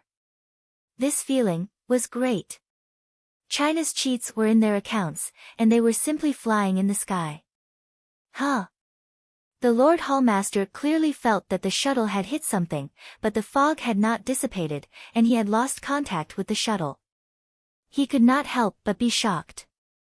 This shuttle was his life source artifact, and it could break through the void and nothing could stop it. The Lord Hallmaster's old face under the mask was gloomy. He had lived for more than 10,000 years, and his vitality was already insufficient. Even if he could live for another 1,000 years, it would be difficult for him to become immortal. If he missed this opportunity, he was afraid that he would not have another chance in the future. After an internal struggle, a cold glint flashed in his eyes, and he made up his mind. His black robe fluttered as he resisted the pressure of the divine monument and slowly rose into the sky, flying toward the center of the vortex. Xian Ming, this old fellow, is he trying to snatch providence? Ferdinand was not in a hurry to guide the law into his body, so he was the only extraordinary present who saw the Lord Hallmaster's movements. Furthermore, he had already confirmed that Mag was the only one missing after entering the venue. It seemed like Mag was indeed the one who caused this anomaly. This was his first time comprehending the divine monument, and he had caused such an unprecedented phenomenon. Meg's talent could be said to be extraordinary. Could he be the chosen one? After thinking about it, Ferdinand did not make a move in the end. He quietly watched Xian Ming rise into the sky and fly toward the most violent core of the law. Among the extraordinary in the underground city, Xian Ming was the most mysterious. No one even knew how long he had lived, but his strength was definitely among the strongest. Previously, when he made a move, he had already controlled 4 laws. Most of the extraordinary present were wild with joy because they had obtained the second law origin. The immortal was Ferdinand's greatest worry. If he could use the divine monument to get rid of Xian Ming, the pressure on the 10 consortiums would be greatly reduced. Xian Ming rose into the sky and entered the violent area of the law. Countless laws penetrated his black robe and entered his body. The golden mask exploded, revealing an old, ghostly face. 2 balls of green flames lit up in the depths of his eyes like a skeleton's. Xian Ming let out a tragic howl, but he did not explode from the law. His body turned into a vortex and started to plunder the law origin that overflowed from the divine monument. As the law origin entered his body, Xian Ming's old appearance started to become younger at a speed visible to the naked eye. His flesh and blood were replenished, and his aura rose steadily. Old fellow, you're quite something. Meg glanced at Xian Ming. Then, his gaze landed on the essay at the top of the divine monument. He recited, "The Tao can be said, the extraordinary Tao. The name can be named, the extraordinary name." As soon as he said that, the divine monument world shook again. Heavenly music played. Golden lotuses grew under Meg's feet as he climbed up the divine monument. Lotuses bloomed with every step he took. Xian Ming's eyes shone with a strange light. He saw through the fog and saw this mysterious scene. He wanted to go higher and plunder more providence, but his aura was locked, and he could not ascend anymore. Meg recited the Tao Te Ching. Lotuses bloomed with every step he took. With every step he took, the law that entered his body would automatically circulate one cycle, cleansing his body and turning it into his own use. He was no longer just a vessel. 9,000 steps to the top of the divine monument. At this moment, the law had circulated 9,000 cycles in his body. His physical body had become transparent. Countless laws were operating within it, making him look like a god. Boom! At this moment, a purple lightning tribulation descended from the sky and struck Meg's head. The lightning tribulation flooded his head and drowned him. After a long while, the tribulation clouds dissipated, and the vortex in the sky disappeared. Meg, wearing the golden dragon armor, stood 9,000 meters in the sky and opened his eyes. 2 golden lights pierced through the 3 realms as if they could see through heaven and earth. On this day, Meg killed the golden dragon and obtained the fortune of the divine monument. He entered the immortal state. Meg had an epiphany, and put on the mask for himself. Congratulations, host, for completing the God of Cooking trial and becoming the God of Cooking. You have obtained the ultimate gift package, Manchuhan Imperial Feast Recipe. All permissions of the restaurant have been unlocked. At this moment, the system's excited voice suddenly sounded in Meg's mind, as well as the crappy fireworks special effects. God of Cooking. Is there a mistake? Meg raised his eyebrows. He felt that the system was rubbing against him. It's impossible to become a god through the Tao of Cooking. You're a chef, and you've become a god. So, you're the God of Cooking. It's completely reasonable. The system said righteously. Meg thought about it carefully. It made sense. Anyway, he just had to keep the gift package. Amy had talked about the Manchuhan Imperial Feast many times. The fog around the Divine Monument realm dissipated. The laws overflowing from the Divine Monument were instantly restrained. All the transcendents who were in the midst of enlightenment were interrupted. No! Xian Ming let out an angry roar, but he couldn't stop the laws that were being withdrawn. The world was clear. Everyone's gaze instinctively looked toward the figure in golden armor 9,000 meters in the sky. Ordinary people couldn't see anything, but transcendents could see everything clearly. It's him. That kid from the Norland continent. Xian Ming said in shock and anger. That man in golden armor was wearing a black and white mask, so his face couldn't be seen clearly. However, because of that mask, Xian Ming recognized him at a glance. It was the kid who spoiled the Immortals' plans on the Norland continent. How did this kid enter the underground city? How could he absorb such a terrifying origin of laws? The 3rd and 5th palace masters were also shocked and angry. The conversation between the 3 immortals was also heard by the other transcendents. The Norland continent was adjacent to the underground city. Due to the lack of resources, it had never been valued. However, there was a young half-step transcendence on the Norland continent recently. This matter had been circulating, but these transcendents didn't take it to heart.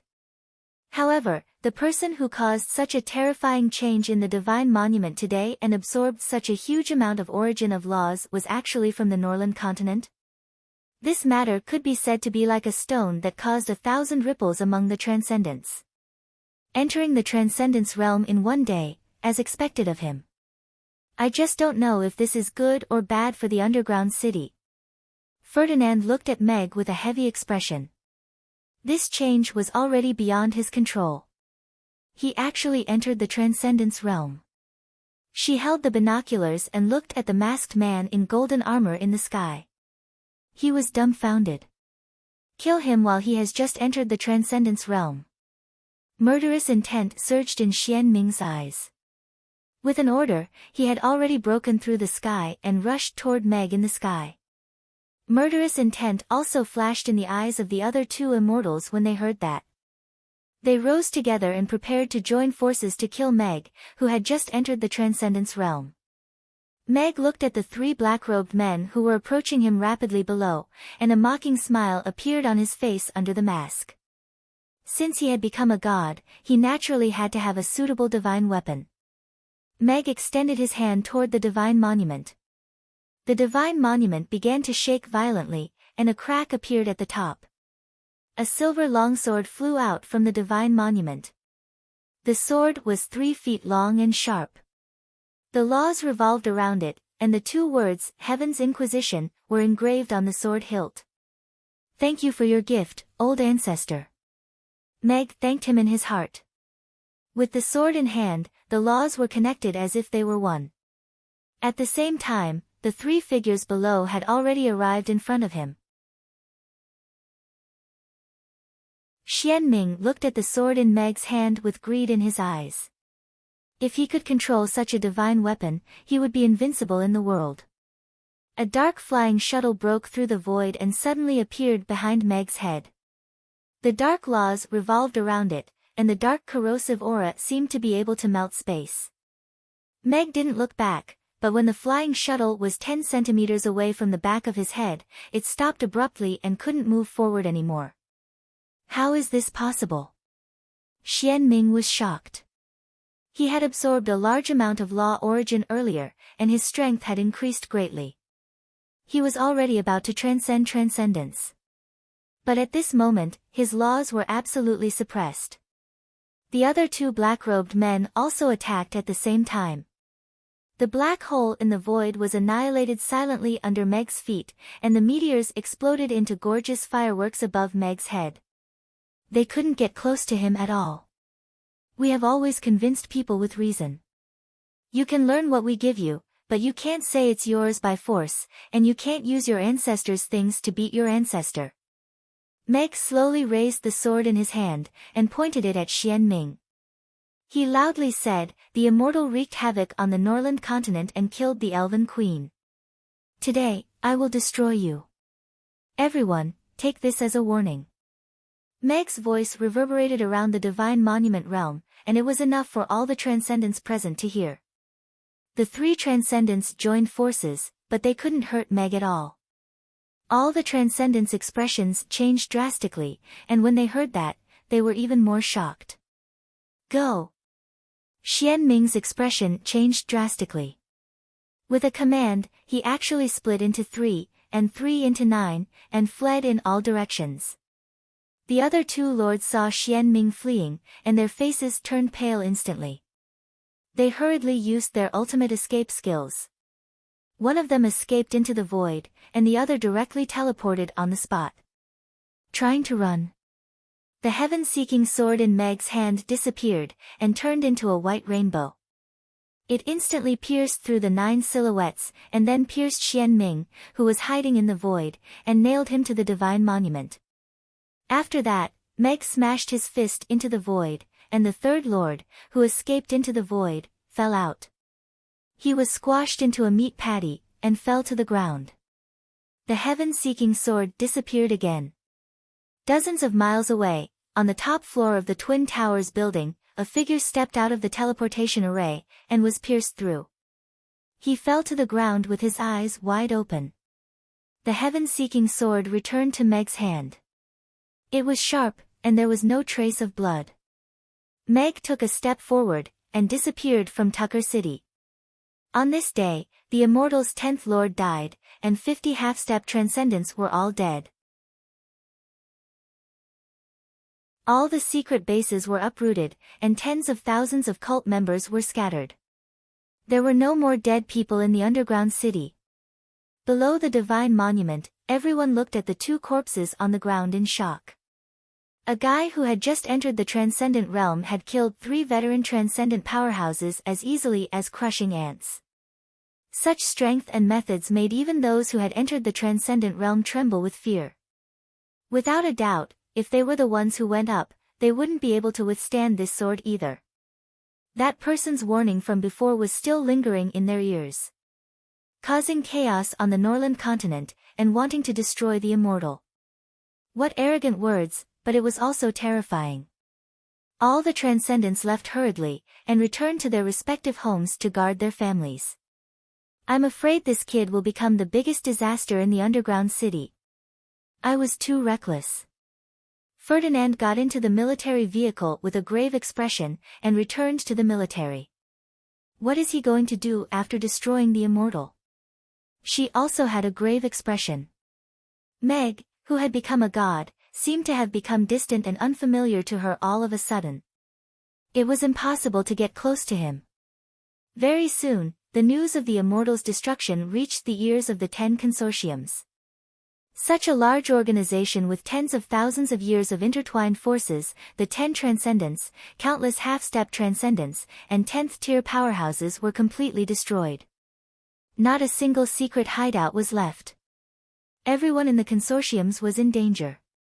They activated their family's protective spell formation, and all the powerhouses returned to their families to guard.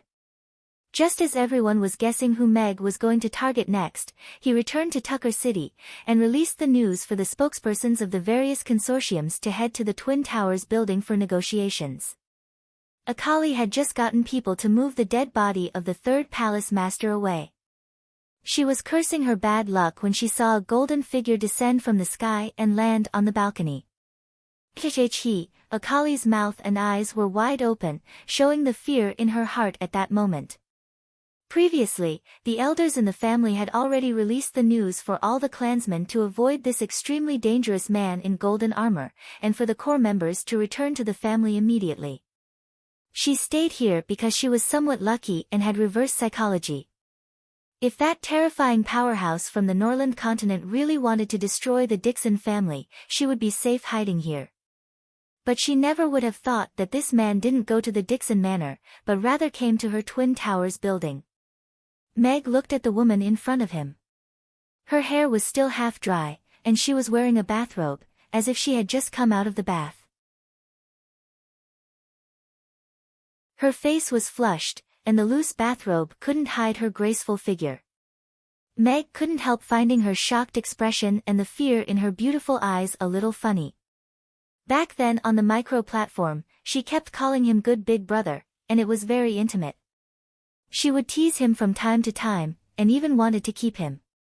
Why was it that after seeing him, she was afraid? He had killed too many people, so he was a little tired. Meg sat down on a chair on the side and looked at Akali as he said, "Dance for me." Akali was stunned. She swallowed the words that were at the tip of her tongue back down. As for the thoughts of sacrificing her body and exchanging her chastity for her little life, she also suppressed them. This god that could casually kill an undying and kill over 10 transcendents with his sword actually wanted to see her dance. But she didn't know how to dance. No, at this time, she had to dance even if she didn't. Behind Akali, the maids and the guards responsible for protecting her were also filled with fear. They wanted to move forward, but they couldn't move from the terrifying pressure. "You can all go down and leave the top floor." Akali gave the order. Of the guards here, the strongest was only a half-step transcendent. They would be killed with a single stare. Although the guards had hesitant looks, they still listened to Akali's orders and left the top floor. Akali calmed herself down and revealed a smile that wasn't too forced. She looked at Meg and said, "I don't know how to dance, so how about I do a striptease for you?" This time it was Meg's turn to be stunned. He had seen too much blood and wanted to see something fresh to wash his eyes, calming himself down before the negotiations with the large corporations. He never thought that Akali would want to perform a striptease. Begin. Meg coldly said. Akali softly bit her lip as her face turned red. She thought that Meg would reject her and have her perform something else, but she never thought that he wouldn't be so pretentious. But she had already said this and she really didn't know how to dance. In order to keep her little life, wasn't it just a striptease? Although she hadn't done it before, she had seen it quite a few times. A steel pipe rose from the ground and Akali looked at Meg with a bit of resentment in her eyes. She began to move her hands up and down the steel pipe, lowering her head. The buttons of the loose bathrobe were undone one by one and slid down her shoulders. There was also a flesh-colored gauze dress under the bathrobe. Her slender and full legs and her jade-like breasts were faintly discernible as they gently swayed. Meg sat up straight, seriously enjoying this performance. Half an hour passed in a flash. After receiving Meg's approval, a collie picked up the clothes on the ground with a red face and shamefully left. Meg adjusted his armor and stood at the edge of the balcony, overlooking the entire Tucker city. The towering city was more spectacular than any city he had seen before. Under the Twin Towers building, the representatives of the various large corporations were all present, including Ferdinand, who had come personally from the military. There was naturally no lack of meeting rooms in the Twin Towers building. Meg sat alone on one side, facing the representatives of the 10 large corporations, the military representative Ferdinand, and the president of the underground city.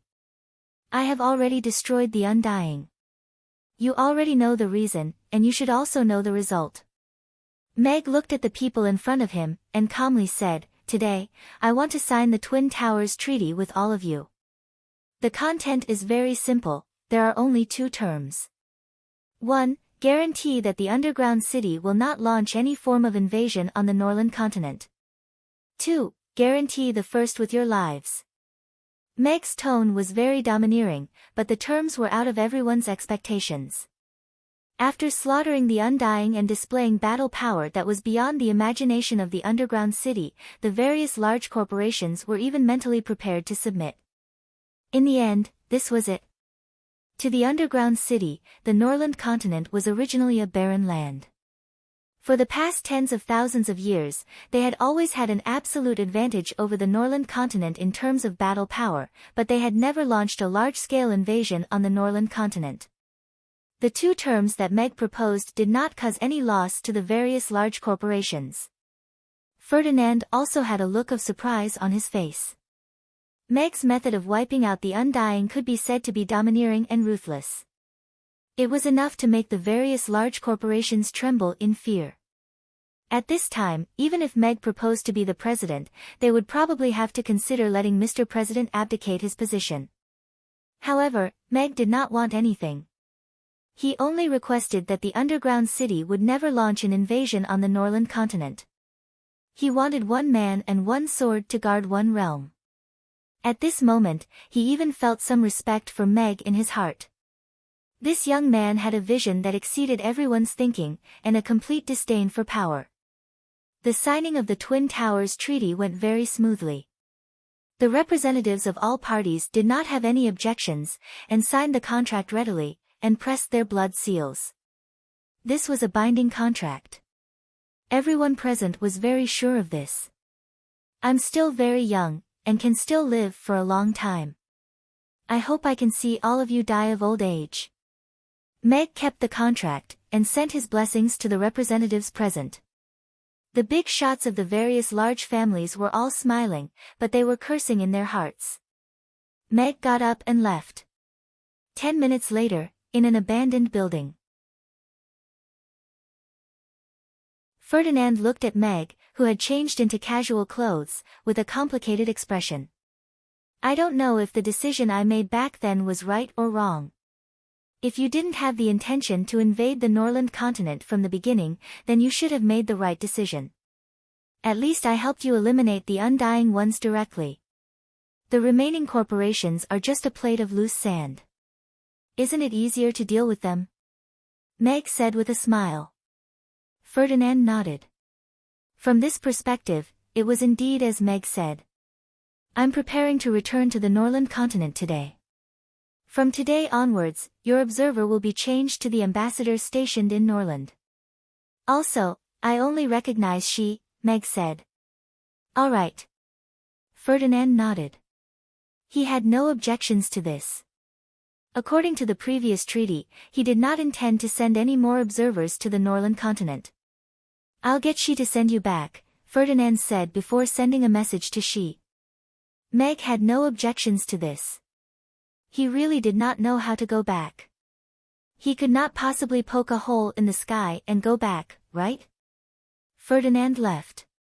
Not long after, a familiar flying car stopped outside the small building. Meg boarded the car familiarly. He looked at she, who had a cold expression, and said with a smile, "Why?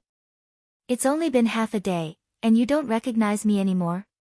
She's expression relaxed as if a rock had been lifted from his heart. He glanced at Meg. His aura was restrained, and he did not seem any different from yesterday. However, it was this man in front of him who became a god under the divine monument, killed 10 extraordinary powerhouses, eliminated the Undying Ones, and signed the Twin Towers Treaty. It was no different from killing. "Are we returning to the Norland continent now?" she asked. "No, I want to bring them some local specialties," Meg said with a smile. This time, she did not reject him. He brought Meg straight to the trade building. Meg took the money he got from the Undying One's vault, and bought, and bought. He filled up 3 spatial rings before returning with a full load. The flying car changed to a battleship, passed through the spatial node, and entered the Norland continent. Looking at the wild but familiar scenery below, Meg felt a sense of familiarity. He did not expect that the 6-day underground tour, which was originally just to take a look at that new world, would accidentally turn the world upside down. However, this would remove a huge threat to him and the Norland continent. Next, he would take his revenge. After getting rid of those old ones who were Undying Ones, he would be able to live a peaceful life of taking care of his wife and raising his daughter. The battleship hovered outside Chaos City. Meg took a step out, and appeared at Amy's door in the next instant. Sigh. When will Mr. Mac come back? I'm starving to death. Harrison grumbled as he chewed on the pancake in his hand and looked at the closed door of the restaurant. Ah. I'm too ashamed to see anyone now. I don't want to live anymore. On the top floor of the Twin Towers building, Akali buried her head in her blanket, feeling ashamed and furious. End of chapter.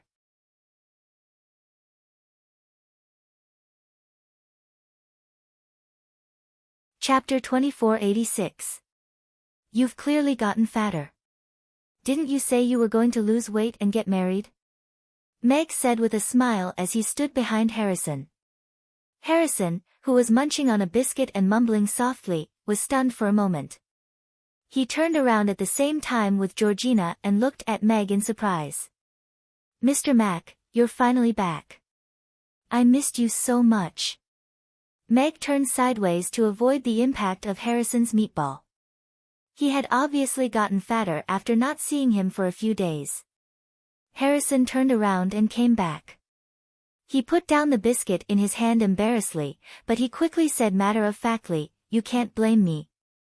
Georgina is pregnant, and she has a great appetite.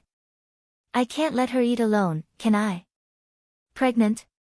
Meg looked at Georgina's slightly protruding belly. Georgina blushed and hid behind Harrison embarrassedly. She covered her face and said, "It's only 2 months. Don't misunderstand. It's just meat, he looks like he's full term." Meg reached out and patted Harrison's round belly. Duong, duong, duong, it made people want to ask, "Boss, is your melon guaranteed to be ripe?" Georgina was shaking with laughter. Her face had become rounder, and the haze of anorexia had disappeared. She had the naivety that a girl her age should have. Harrison also smiled foolishly, and his eyes were full of love. Meg had always been a public display of affection. He couldn't stand such greasy public display of affection. He took out the key and was about to open the door. "Boss Mag, are we opening for business today?" Harrison came up to him with anticipation. "It's not open today. Come tomorrow morning. I guarantee you can eat hot soup dumplings." Meg shook his head with a smile. "Okay, then we'll come tomorrow." Although Harrison was a little disappointed, he still nodded and agreed. "Goodbye, Mr. Mac." Georgina was carefully helped into the carriage by Harrison. She waved at Meg. "Goodbye." Meg nodded with a smile. I think I heard Father's voice." A little girl with 2 braids poked her head out of the second-floor window of the magic potion shop next door. Then, she tried her best to poke half of her body out of the window and tilted her head to look in the direction of the restaurant. Amy's eyes suddenly lit up. She waved her little hands and shouted in surprise, "Father! Father!" Then, because his center of gravity was unstable, he fell head first. Ah! Ugh! Before she could scream, Amy had already fallen into a warm and firm embrace. "Don't climb through the window, you'll fall." Meg hugged Amy and smiled as he pinched the little one's chubby cheeks. "It's okay, I can fly." Amy fanned her little hands like a little bee. "How can my daughter be so cute?" Meg's father couldn't control his smile anymore. The corners of his mouth were about to reach his ears. "Is school over?" Meg glanced at the magic potion shop. "It should be Julian's magic class today. There's still 15 minutes left." Amy glanced at her little genius electronic watch and shook her head dejectedly. She then pouted and rubbed her little tummy with an aggrieved expression. "But Amy is so hungry. I want to eat Father's barbecue. The barbecue with a lot of chili. Make it for her immediately." Meg tried to control his emotions and asked, "Didn't Sister Cece make you lunch today?" "She did. She made the super invincible green and healthy traditional Druid delicacy, boiled leaves." Amy stretched out 3 fingers and said seriously, "I ate 3 pieces. I really can't eat anymore." Meg couldn't control his smile anymore. He knew a little about Cece's cooking skills. It was okay when she cooked normally, but when it came to traditional Druid delicacies, it was completely dark. Look at how wrong the child was. She was pouting so much that you could hang a bag on her mouth. Then, "I'll make an exception today. Father will bring you home to skip class. Let's go home and make something delicious." Meg scratched Amy's little nose and carried her in the direction of the restaurant. Amy skipped class. Amy skipped class. Charcoal stuck his head out of the birdcage and yelled at the top of his voice. "Stupid crow, be careful or I'll burn off your fur again." Amy turned around and glared at Charcoal. A ball of flame danced on his fingertips. "No. This is a real fur coat that I just grew out. I need to keep it for winter." Charcoal shrank into a corner and shivered, bowing his head to the evil forces. "Coward."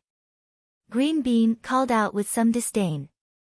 A round orange figure seemed to have been awakened by Green Bean's voice. It rushed out of the magic potion shop and circled around Meg eagerly.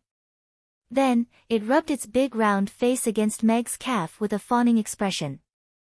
"Ugly duckling, eat at Big Sister Cece's house tonight.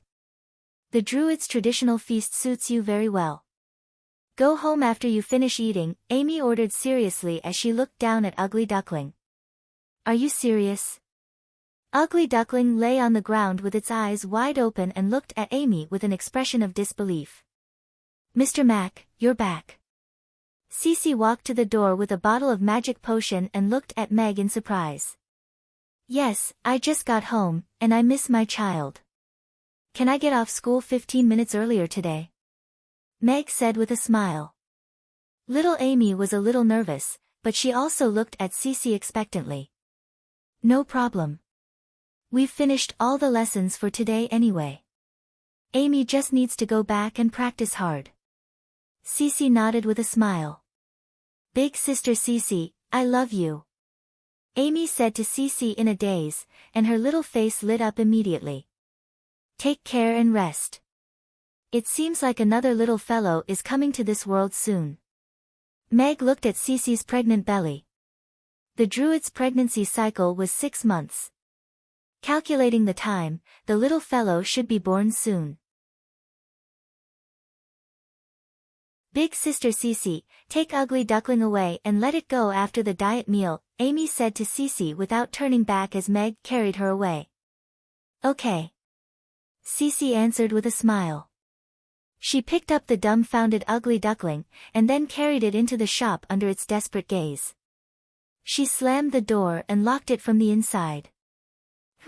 That's what it gets for stealing my snacks every day. Amy huffed through her nostrils. She was very happy that her revenge was successful. Meg pushed the door open and entered the restaurant. Although it hadn't been open for business for 6 days, the restaurant was still spotless. It was just a little quiet.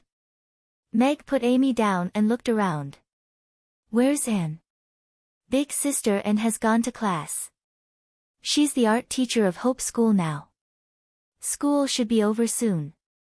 Amy ran upstairs with her short little legs and brought a pair of slippers for Meg. Here, father. Change into the comfortable slippers.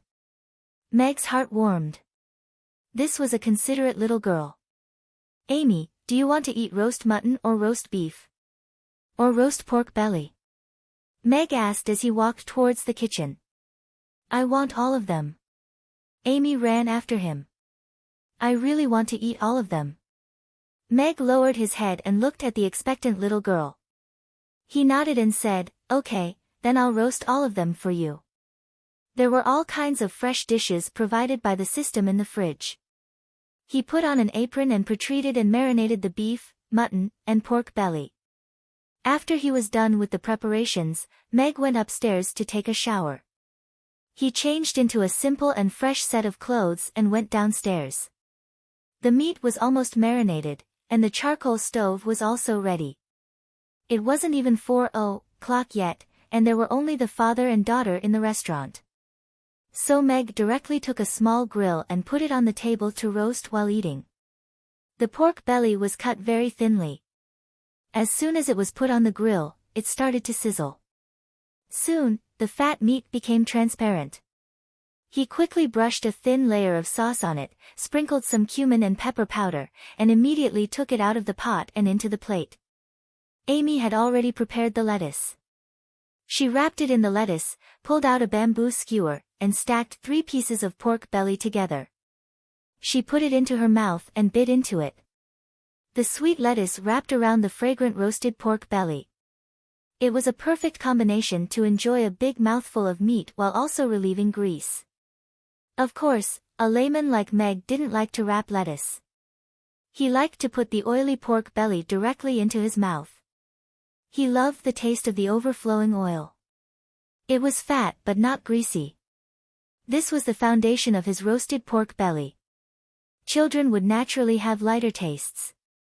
After eating a few skewers of pork belly, the roasted beef cubes were also ready. He brushed 3 layers of spicy sauce and rolled it in the chili powder.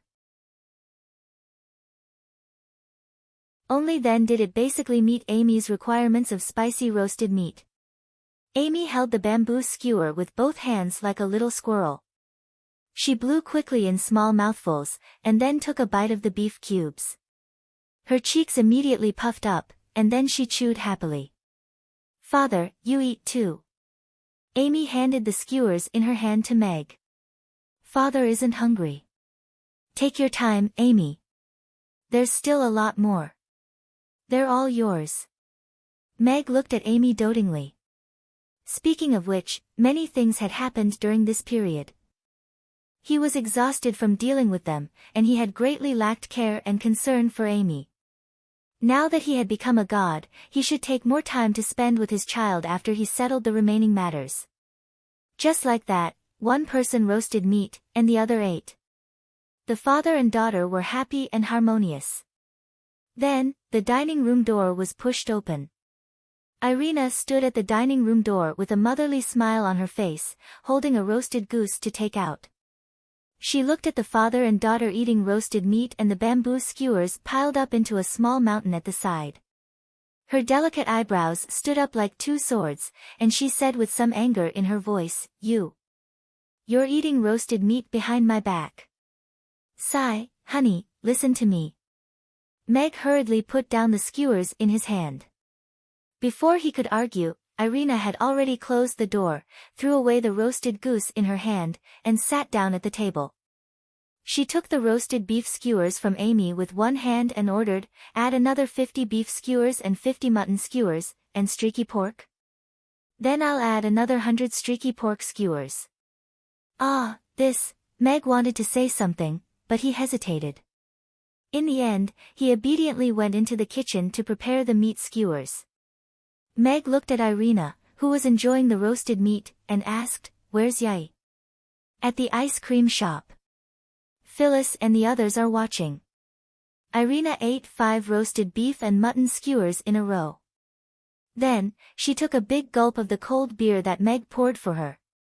Only then did she look at Meg seriously. Suddenly, a look of disbelief appeared in her eyes, and her voice trembled slightly. "You've become a god." "Yes, I had some opportunities over there." Meg nodded with a smile, but he didn't say much in front of Amy. Irina's eyes glistened with tears, but she quickly returned to normal. She took the meat skewers from Meg's hand and fed them to him. "You eat some too." "Yes, yes. Only when you're full will you have the strength to roast meat." Amy chewed on the mutton cubes and agreed. This meal of roasted meat took an hour, and the mother and daughter were full. Meg asked Amy to go to the ice cream shop and tell the girls that he was back and that he would be having dinner at the restaurant tonight. Amy wiped her mouth and was about to leave when and pushed the door open with an easel on her back. When she saw Meg, who was clearing the table, she was stunned for a moment, and her eyes immediately lit up with joy. "Teacher N, you're back. I left a few skewers for you. Wash your hands quickly and come over to eat." Meg looked at Anne and said with a smile. And stepped in and patted Amy's head. Then, she put the easel against the wall and greeted Irina with sign language before quickly walking into the kitchen to wash her hands. After coming out, she wasn't in a hurry to eat. Instead, she looked at Meg and asked in sign language, "When did you come back?" "I just came back not long ago. Amy said that you went to class today, and she was in a hurry to eat the roasted meat, so she didn't wait for you. But we'll have dinner with the other sisters later," Meg said as he put the meat on the grill. And didn't ask any more questions. She just looked at Meg with a smile. She rested her chin on one hand and smiled brightly and innocently. Speaking of teachers, Meg remembered that he had already abandoned the children for a week. He had to go to class next Monday. Otherwise, he would have to spend time picking up the children when they were out of practice. Not long after, the girls all came over together. The dining room door opened, and Xiao Guai was the first to rush in. Her footsteps were a little shaky as she mumbled, "Father. Father." When she saw Meg standing in front of the table, she immediately rushed over and hugged his leg. Then, she climbed up like a koala bear. Meg lifted her up helplessly like he was carrying a kitten, and hugged her in his arms. The little girl was soft and had a nice smell on her. "Mwah." Xiao Guai lay on Meg's face and gave him a big kiss. She held Meg's face with her 2 little hands and carefully examined it for a while. Then, she nodded and confirmed, "It's real, Father." "How can it be fake?" Meg wanted to laugh in his heart. This little girl had a lot of tricks up her sleeves. "Boss, you're finally back. I missed you so much," Yabamiya said excitedly as she followed him in. "Boss." Gina looked at Meg with joy in her eyes, but she still resisted the urge to give Meg a cross-legged hug. "Wow. You guys are eating barbecued meat behind my back. That's too much." Barbara complained as her eyes were immediately attracted by the barbecued meat on the table when she entered. And picked up a barbecued beef kebab and handed it to her with a smile. Barbara immediately beamed with joy. She took the kebab and sat down beside Anne. "Baby Anne is the best. Big sister loves you." Phyllis was the last to enter with Yai in her arms. The little girl looked around with her bright eyes, and her gaze landed on Meg. She immediately squeaked and reached out her little hands to ask for a hug. "We don't know each other that well. Why are you so enthusiastic?" Meg helplessly took Yai from Phyllis's arms. The little girl sniffed his scent like a puppy, then closed her eyes and fell asleep instantly. Meg was speechless. "Am I a hypnotic bed?" Boss looks like he sleeps well, Yabamiya said softly.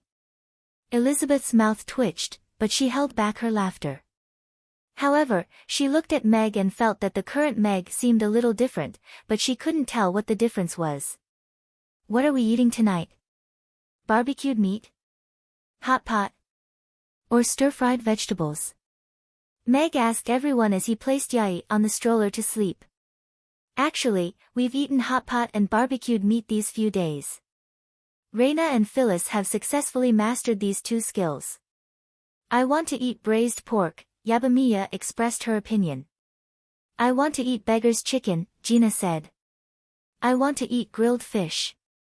Then let's eat stir-fried vegetables. I'll go and prepare. You guys take a rest.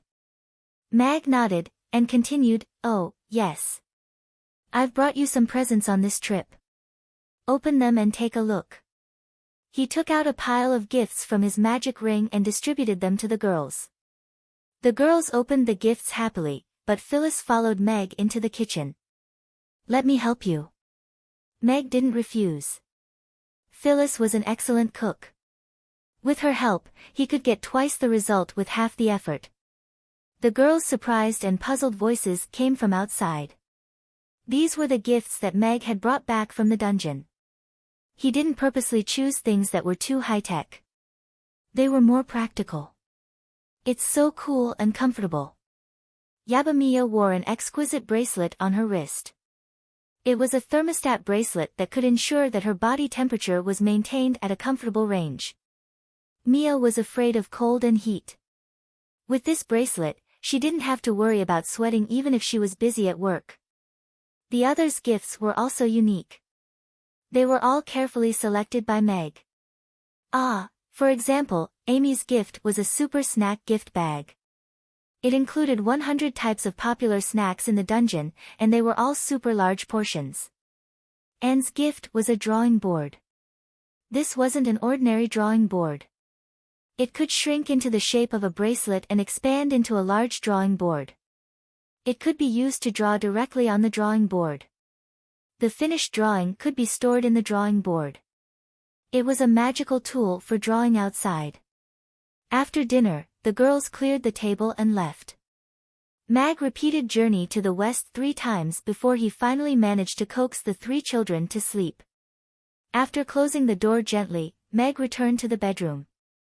The light in the room was dim and ambiguous. A graceful figure was lying on the bed, her slender legs faintly discernible through the gauze. Meg smiled. He took off his bathrobe, climbed onto the bed, and pulled the beauty into his arms. That night, the bed swayed. It was unknown when it would stop. Outside the window, the sky was starting to brighten. Meg touched the head of the bed instinctively, but felt nothing. He couldn't help but find it funny. Even though he had transmigrated for a year, he still had the habit of wanting a cigarette after sex. The person beside him was still panting. Tears were glistening in her watery eyes. She was satisfied and a little resentful. What's the situation over there? Irina's voice still had a hint of laziness and panting. I made them sign a contract. They promised not to invade the Norland continent. Meg showed her the Twin Towers contract. Irina sat up and read the contents of the contract carefully. She was a little surprised. They are actually willing to sign it. Didn't you say they have over 100 gods? After I became a god, I killed 10 of them and destroyed the most mysterious and powerful organization in the dungeon, the Immortals. They had no objections after that, Meg said matter-of-factly.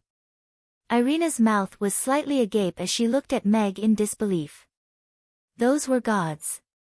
Gods that hadn't appeared in the Norland continent for 10,000 years. Meg actually killed 10 of them in one go. She didn't doubt Meg's words. She just felt that it was a little surreal. The fellow who invaded the elves previously was sent by the Immortals. They had a god-hunting plan. They wanted to capture the gods of the Norland continent, so I destroyed them all, Meg continued. Irina pursed her lips and jumped into Meg's arms. Meg hugged her gently and didn't say a word. The Elven Queen's death must have been a huge blow to her. It was just that she didn't like to show it in front of others. Mag hugged Irina for a long time, and felt that she was slowly calming down. He whispered in her ear, "I want to marry you. Let's hold a wedding and invite all our friends. I want to tell everyone formally and solemnly that you are my wife." Irina nodded. Mag nodded. Huh? Irina was stunned. The lights in the room lit up. Meg took out a crystal clear blue diamond ring from somewhere. He got up from the bed and knelt on one knee. He looked at Irina affectionately. "Marry me." Irina's eyes reddened instantly. Tears flowed out of her eyes, but she couldn't suppress the smile on her face. She reached out her right hand. Meg put the ring on her finger. At that moment, Meg felt a sense of responsibility and fulfillment. Meg got up and hugged Irina tightly in his arms. The connection of their souls made him feel joy and happiness. "We will hold our wedding in 7 days. I will arrange everything." Meg put Irina down gently on the bed. "Sleep." Irina fell asleep sweetly with a smile on her face. Meg got up and took a shower. He changed into a new chef's suit and went downstairs to prepare for the day's business. The restaurant was closed for a week. The customers were bored out of their minds. It was unknown who leaked the news, but at the crack of dawn, there was already a long line outside the restaurant, which even extended into the park. Meg walked to the floor-to-ceiling window and took a look. He was amused and touched. The Burning Legion was the most eye-catching. Even under the dim shade, they were still the brightest. Phyllis also came to help early in the morning. Camilla went back to her hometown. According to Meg's original plan, today was still a holiday. But it made sense. Camilla was now the leader of the vampires. She held an important position. It was a waste of her talent to come to the restaurant every day as a chopper. Look, Connie had completely transformed into a strong female leader of the orcs. She was devoted to her career. She even had to go on a business trip to the restaurant. Meg's takeout business came to an end because the only takeout worker ran away. The restaurant reopened. The girls all arrived in advance to prepare for the opening. Considering the customers' vengeful spending, Meg prepared double the usual breakfast, including soup dumplings and youtiao. After the preparations were almost done, everyone ate breakfast first. "Where's the lady boss? Why didn't she come for breakfast this morning?" Mia asked, puzzled. "She slept late last night." "I don't think she's eating breakfast," Meg answered. "Why did she sleep late? Didn't we listen to a bedtime story together last night?" Gina asked innocently. "Boss hasn't been home for so many days. It would be weird if she slept early," Barbara said casually as she chewed on a youtiao. The atmosphere at the dining table suddenly became a little strange. You're the one who knows best." Meg glanced at Barbara. "I mean, I was too happy to sleep," Barbara explained with a blush. "Although I was very happy, I still slept very soundly," Amy mumbled as she continued chewing on her soup dumplings. Her little face was almost buried in the plate. What could a bunch of inexperienced girls know? Meg didn't want to explain. It would only make things worse. After breakfast, Meg pushed his bicycle out to send Amy to school. "Mr. Mac, you're finally back." "Mr. Mac, I've been queuing here since midnight." "Mr. Mac," familiar faces greeted Meg one after another with a hint of resentment in their voices. Meg greeted them familiarly before riding his bicycle away. The bicycle stopped at the entrance of Chaos School, and Meg greeted the old man guarding the gate. He held Amy's little hand and sent her to the magic classroom. "You." Crassus took the breakfast from Meg and looked at Meg in surprise. The Meg today gave him a completely different feeling. He had returned to his original state, and could no longer detect his aura. Crassus had some guesses in his heart, but he couldn't ask directly. "I've troubled you during this period of time." Amy's mother and I are planning to hold a wedding next Sunday. Please come. Meg handed him an invitation with a smile. Wedding? Crassus was a little surprised. He took the invitation and nodded with a smile. All right, I'll definitely come. Wedding? Is it the kind of wedding where many people eat together? Amy's eyes lit up as she asked Meg in surprise. Yes, it's my wedding with your mother. Meg nodded with a smile. He patted Amy's head and said, then I won't disturb your classes. After Meg left, Crassus took the breakfast to a table at the side and sat down. He ate a few mouthfuls of porridge and flipped open the invitation curiously. It was an exquisite and beautiful invitation. The wedding date was written on it, and the venue was Amy's. However, he was a little surprised by the signature. The groom, Meg the bride, Irina, does he know that I already know? Crassus smiled. That's right. Meg and Irina were smart people. It was just that everyone saw through it and didn't say anything. Meg returned to the restaurant and opened the door on time. He even made an exception to open the designated hot pot area in the morning so that more customers could enter the restaurant. Baskets of soup dumplings floated out from the kitchen and landed on the tables of the customers. The youtiao and soy milk set meal was also very popular. The stomach-warming and delicious century egg and lean meat porridge was the social animal's favorite. It was only halfway through the morning opening hours when the kitchen ran out of food. Meg still underestimated the revenge of the foodies. Meg purposely extended the opening hours by half an hour so that the customer at the end of the line could also have a hot breakfast. After the morning opening hours, the ladies went back to rest. Meg cooked a new pot of porridge and brought it upstairs for Irina. Irina was wearing loose pajamas as she sat cross-legged on the sofa and ate her porridge. She looked at Meg and asked, the threat to the underground city has been removed. What do you plan to do with the great old ones? I will go out tomorrow. Now that I can sense their location, I will completely eliminate them from the Norland continent, Meg said with a smile. Completely eliminate them? But the gods could only seal them back then. Irina frowned slightly. I found a way to restrain them. Meg opened his hand, and a silver longsword appeared in his hand.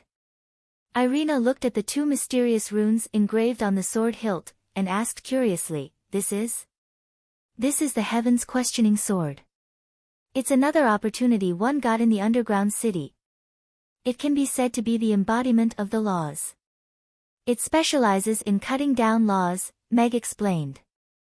This was also the reason why he could kill the transcendents in the underground city like they were dogs. Then I will go with you. It's okay. I will be back soon. Meg smiled and shook his head. He stroked her soft long hair gently and sat down beside her. Why don't we consider having a second child? Irina's hand paused. She turned to look at him with a sly gaze. Are you sure you can bring it over? I'm a professional stay-at-home dad. Meg patted his chest confidently. Mamie's reopened and revitalized the business in this corner of the Aden Square. After giving Irina a booster shot, Meg went out to deliver a few invitations. It was time to prepare for the lunch service. Meg didn't plan to make this wedding a big deal. He planned to take the small and beautiful route. He invited friends from both sides. There were about 30 to 40 people. Meg signed the invitations to his old friends, Alex. He signed the invitations to his new friends, Meg. He wanted his old friends to know that he had married Irina. He also wanted his friends from the restaurant to know that Mr. Mac had married the lady boss. He's getting married. It's a pity that the bride isn't me. Gloria stood in front of the Suede restaurant. She looked a little lonely as she looked at the exquisite invitation in her hand. Behind her, the wooden mannequin was wearing a white gauze dress. It was her size. Luna took the invitation from Meg's hand. There was a hint of surprise in her smile. Congratulations. I'll be there for the wedding. Watching Meg's bicycle drive away, Luna opened the invitation. It was an exquisite hand-drawn silhouette of the two of them leaning against each other. It looked so beautiful. That's great. This way, Amy won't have to worry about her mother's absence at the parent-teacher conference. Luna smiled. She put away the invitation and walked toward the school. But why do I envy her? Sargeras gathered the core members of the Burning Legion, and asked very seriously, Mr. Mac is getting married. He invited me to the wedding. What gift do you think I should give to make it seem more attentive and special? I think you can give him a big piece of gold in the shape of a heart, Mon suggested. That's so tacky. You're just making Boss embarrass himself. Keel shook his head. After some serious thought, he said, I think a heart-shaped gem would be better. The invitations were sent to Dragon Island, the Wind Forest, Twilight Forest, Rodu, and the Demon Islands on the fastest lightning falcon. They were all sent to their old friends. Meanwhile, in Chaos City, the news of Mr. Mac's upcoming wedding spread like wildfire. The dreams of 900 million young girls were shattered overnight. This is simply a romantic epic. Vicky looked at the invitation in her hand excitedly. She had already heard from She what Meg did after entering the underground city, including how he killed the Undying and sealed the entrance of the underground city to the Norland continent. Although she had a pen in her hand, she didn't dare to make up such a story. The underground city that gave birth to her had become a backdrop, but that didn't affect her admiration for Meg's lone hero at all. He was already the most powerful person in both worlds, a true god standing at the top of the world. The first thing he did was to marry Irina, the woman who gave birth to Amy for him and gave him everything. He still ran his little restaurant and welcomed every customer with a smile, just like how he did in the beginning. Vicky felt that her pen was about to move on its own. Angela, who had successfully gotten a speaking role, also received the invitation. She stared at the invitation for a long time in silence. She still didn't understand. How am I inferior to him? I can be sweet, salty, soft, and tame. I can wear black stockings and fishnet stockings, but he has never looked me in the eye. How romantic. He actually wants to hold a wedding. As expected of Boss. Connie looked at the invitation more than 10 times with a silly smile on her face. Master, I'm going to attend Boss's wedding. I'll leave the clan's affairs to you. Bye-bye. Connie put away the invitation and immediately packed her things to leave. Isn't the wedding 7 days later? Why are you leaving so early? Rex walked in from outside the tent and asked in confusion. I'm worried that something might happen on the way. I need to leave some time for contingency. Connie said a little embarrassedly. Lex sighed in her heart. She knew herself very well. I'll go with you, Rex said. No need. I'm just going to attend the wedding. Connie had already run out of the tent. Her voice came from outside. I'll ride the fastest and smartest lightning griffin. That guy has been ridden by you too much recently. It's not very smart anymore. Rex complained but didn't say anything else. After a day of normal business, Amy's took a day off the next day with the excuse that Boss was preparing for the wedding. This reason was understood by the customers for the time being. Meg rode the warship that she had gifted on behalf of Ferdinand and headed straight for the extreme north. There were still a few level 10 powerhouses guarding the battlefield ruins in the extreme north where half of Cthulhu was sealed. Meg put on his mask and descended from the sky. The alarm was triggered. 2 figures rushed out immediately, and a few teams of guards surrounded them. I'm Alex. I'm here today to kill the devil in the seal. Meg revealed his identity. The level 10 powerhouses confirmed Meg's identity, but they were very confused about his purpose in coming here. Master Alex, this devil can't be killed. You were the one who sealed it. How are you going to kill it today? A demon powerhouse asked in confusion. The other level 10 powerhouses were also puzzled. They even had some doubts about Meg. Because I'm different today. Meg stretched out his hand. The Heaven's Inquisition sword appeared in his palm, and a vast aura was released. The level 10 powerhouse's expressions changed drastically. They retreated a few hundred meters instinctively and looked at Meg, who was standing under the seal, in disbelief. Such a vast aura was like that of a god. It actually made them want to kneel down and worship him. This was completely different from the Alex who was fighting with the devil on this battlefield that day. He's become a god. The Elder Elven Powerhouse exclaimed in shock. Meg didn't explain much to them. He took a step forward, and stepped into the seal. Crassus's gelatinous body covered in black scales was still huge. Its giant bat wings were retracted. It seemed to have sensed Meg's arrival, and let out a sharp and ear-piercing mocking laugh. Puny human, you will die eventually, but I will never perish. When this spell formation decays, it will be the time I return to the Norland continent. Your useless body is indeed not as useful as your brain.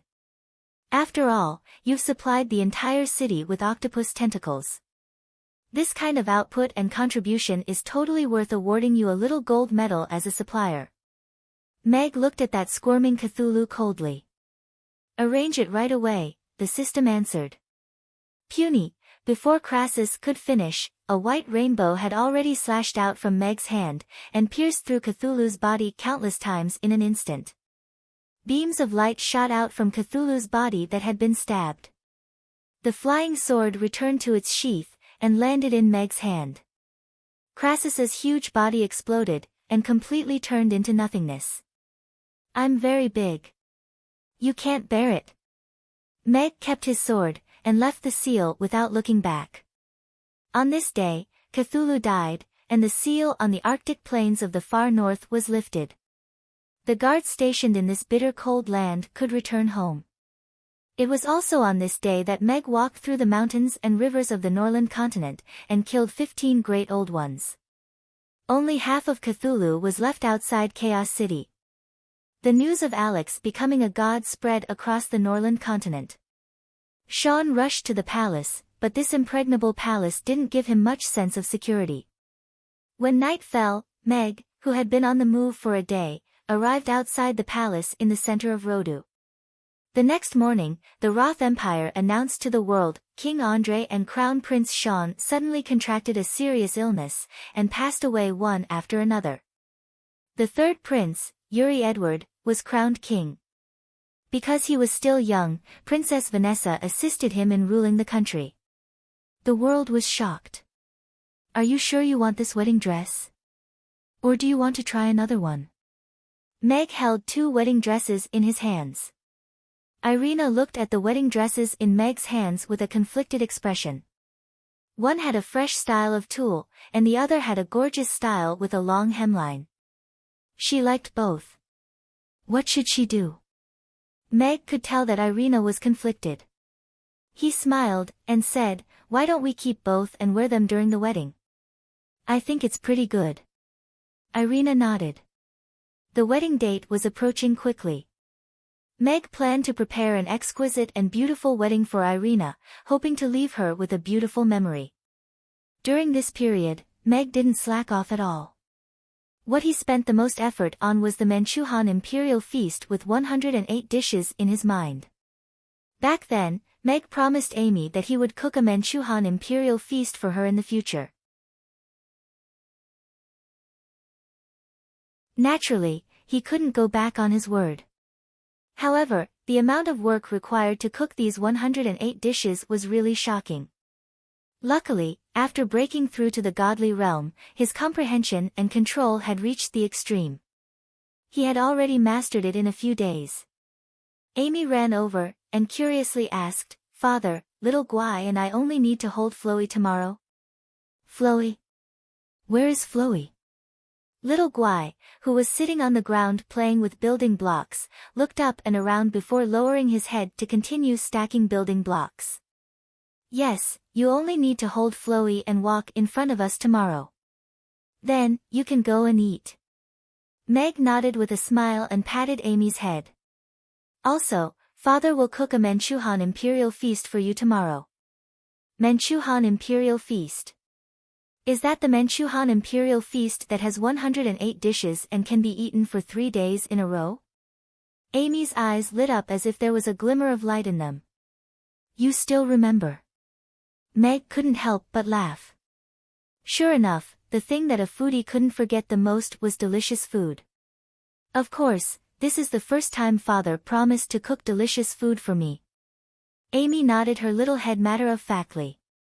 Well, we'll have lunch together tomorrow at noon. Then, our family will eat different dishes for 3 days in a row. Meg nodded with a smile. Of course, it was impossible to serve all 108 dishes to the guests who came to attend the wedding, so he planned to select 36 dishes for tomorrow's banquet. Okay. The little one nodded and smiled from ear to ear. On the eve of the wedding, according to the elf tribe's rules, Irina didn't stay in the restaurant. Instead, she went to the factory in the north of the city. Meg coaxed the 3 children to sleep early. He lay on the bed and tossed and turned, but he was so excited that he couldn't fall asleep no matter how hard he tried. He had lived 2 lives, but this was the first time he was a groom at a wedding. After a sleepless night, Meg got up early the next morning and went downstairs. However, unlike the usual groom who was in a hurry to get ready to go out to pick up his wife, Meg went downstairs to prepare for lunch. For this wedding, he wanted to leave a beautiful memory for Irina, and he also wanted to leave a deep impression on all the guests present. The 36 dishes included phoenix-tailed shark's fin, red plum pearls, mountain chicken, luohan prawns, braised fish lips, braised fish bones, scallion shark skin, and so on. The system had already prepared all kinds of ingredients for Meg in advance, but there was still a lot of work to be done in advance for 5 tables of guests. Fortunately, Meg was no longer the person he used to be. Now, he was charging money. The ingredients flew out of the fridge one by one and were washed according to different requirements. Then, the fathead fish danced in the air, and all kinds of ingredients that were cut up fell like rain onto the prepared plates.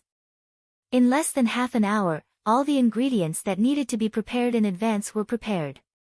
The stew was placed in the pot and simmered over a small fire. Only then did Meg go upstairs to take a shower and change his clothes. He wore a well-ironed black suit, combed his hair back, and even shaved off his mustache reluctantly. He looked handsome and dashing. The 3 children also got up and changed their clothes with Gina's help. They looked very cute in their pink dresses. Wow, Father is so handsome. Amy ran downstairs with a smitten look on her face. Gina looked at Meg, and her eyes also lit up. She couldn't help but blush a little. Her boss looked even more handsome today. All right, we should go and pick up the bride now. Meg smiled as he carried Amy and walked towards the door. There were already many people crowding outside the restaurant. The news that Meg was getting married had spread all over Chaos City these few days. As the murderer who shattered the dreams of 900 million young girls, many of them still couldn't help but come to watch the ceremony. The city lord's castle specially sent the law enforcement team to maintain order for today's wedding, and there was also a ceremonial team to assist in the wedding. Furthermore, the city lord would even come personally to preside over the wedding. This was a first in Chaos City. The crowd cheered and screamed when Meg opened the door.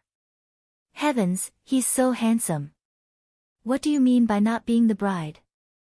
I hate it. May I know if you're considering marrying your second aunt? Meg, who was in a suit, made all the ladies fall for him the moment he stepped out. There was a red convertible classic car parked in front of the door. The bright red color shone especially brightly under the sun. This was custom-made by Meg from the system. The city lord's castle had arranged a horse-drawn carriage for them, but Meg rejected it. That wasn't cool enough. Of course, his initial plan was to take Ozzy to pick up the bride and circle Chaos City 3 times. That would definitely be cool enough. However, this plan was too exaggerated, and would expose his identity too much. Hence, it was rejected in the end. The convertible sports car was low-profile and luxurious. The train was already running on the tracks, and had started its initial test run. This four-wheeled car sped on the road. Although it was eye-catching, it wasn't that exaggerated. Meg boarded the car and sat in the driver's seat. The three children sat in the back, and protected little Guai. "Boss, go ahead. Leave the restaurant to us," Yabamiya encouraged as she stood beside the car with her fists clenched. The ladies from the restaurant were all here. Elizabeth, Shirley, Anna, Jane, Barbara, Raina, and Angela were all here. Oh, Camilla wasn't here. Meg didn't care too much. He nodded at the ladies, started the car, and set off to pick up the bride. He drove straight to the north of the city, and stopped outside the textile factory. Elves liked simplicity and elegance, so the textile factory didn't have any red decorations. There was only a rainbow carpet that extended all the way to the entrance. Today was the wedding of the princess, and the whole factory was closed. The atmosphere was just as festive. The citizens only knew that Mr. Mack's bride was an elf, so it seemed very reasonable for Mr. Mack to pick up the bride at the textile factory where the elves gathered.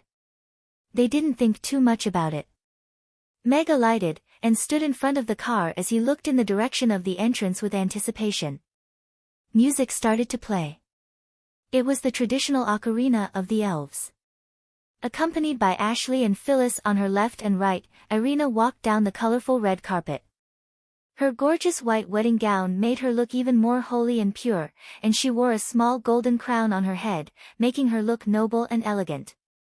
Meg looked at her, and felt that he couldn't find another person as beautiful and adorable as her in this world. He couldn't help but smile. Irina also looked at him. Although her expression was solemn, her eyes were full of smiles. He actually shaved his beard, and he looked quite good. He looked like a younger brother. The newlyweds were exchanging affectionate glances with each other. Phyllis was still in a daze. It wasn't until this morning that she realized that the princess was the lady boss, and Amy was the little mistress she had been longing for, while she was just a clown. Mother is so beautiful. Amy clasped her little hands, her eyes sparkling. Beautiful, beautiful, Auntie. Little Guai also stuck his little head out and tried his best to look at the bride walking down the rainbow carpet. And had taken out a drawing board at some point and enlarged it to only 16K in size. She drew on the screen, and the image of Irina walking down the rainbow carpet was already vivid on the paper. "I'm here to pick you up." Meg smiled as he opened the door to the front passenger seat. Irina only looked at him affectionately before sitting sideways in the front passenger seat. Meg got into the car and nodded slightly at Phyllis and Ashley. "Thank you for your hard work. Welcome to our wedding." Ashley smiled and nodded, feeling gratified as an elder. Phyllis nodded blankly, still a little dazed from the blow. Meg drove a car, and the three children came to pick up the bride. However, the wedding procession was exceptionally luxurious. 500 elves rode unicorns and carried all kinds of dowry items to send off the princess. A red convertible opened the way, and 500 handsome elves rode on beautiful unicorns to send off the bride. Such a marvelous scene attracted passers-by to stop and watch. And when people saw the couple in the car, they spontaneously sent their blessings. With the help of the city lord's mansion's people, the wedding procession successfully arrived at Mamie's. The red carpet had already been laid all the way from the entrance of the restaurant to the park. The lawn in the corner of the park had been meticulously decorated, and a flower path led directly to a small platform in the center. There were dozens of chairs on both sides, and the guests had already taken their seats. People were shocked to discover that each of these guests' identities was more and more explosive than the previous one. City Lord Michael presided over the wedding. Buffett Bank's Miss Hill came. Chaos School's Principal Novin came. Grey Temple's Lord Roland came. Lord of Fire Crassus came. Vampire Chief Camilla came. Lord of Ice Julian came. God of Forging Master Rome came. Vampire Ancestor Dracula came. Not only that. Isn't that young and noble elf sitting in the corner Her Majesty, the Elven Queen Sally? Could that tall and big man be the Frost Dragon's demigod powerhouse, Rankster? Mr. Mac's circle of friends is simply shocking. It's more than shocking. It's simply shocking my mother. The onlookers were completely shocked by the lineup of guests. The wedding car stopped, and Meg held Irina's hand as they got out of the car. The guests all turned to look, and most of them had smiles on their faces. Michael stood on the platform and prepared to preside over the wedding. Wait a minute. Right at this moment, an exclamation suddenly came from the sky. A grayish-black griffin conch spiraled down from the sky and crashed toward the wedding venue. Novan raised his right hand, and a soft space cushion appeared above him. He caught the griffin that was falling from the sky, and gently placed it on the ground at the side. A thin and small figure kicked the griffin away, and came out. She looked at the people who were looking at her strangely, and smiled awkwardly. Sorry, I'm a little late. The person who came was Connie, who had set off a week ago. Isn't that the new chief of the orcs, Miss Connie? She's here too. But, it seems like she met with some trouble on the way. Soon, some people recognized Connie, and started discussing.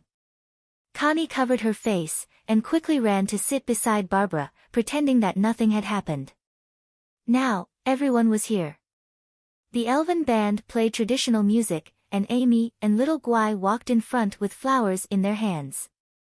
Irina held onto Meg's arm, and stepped onto the floral path together.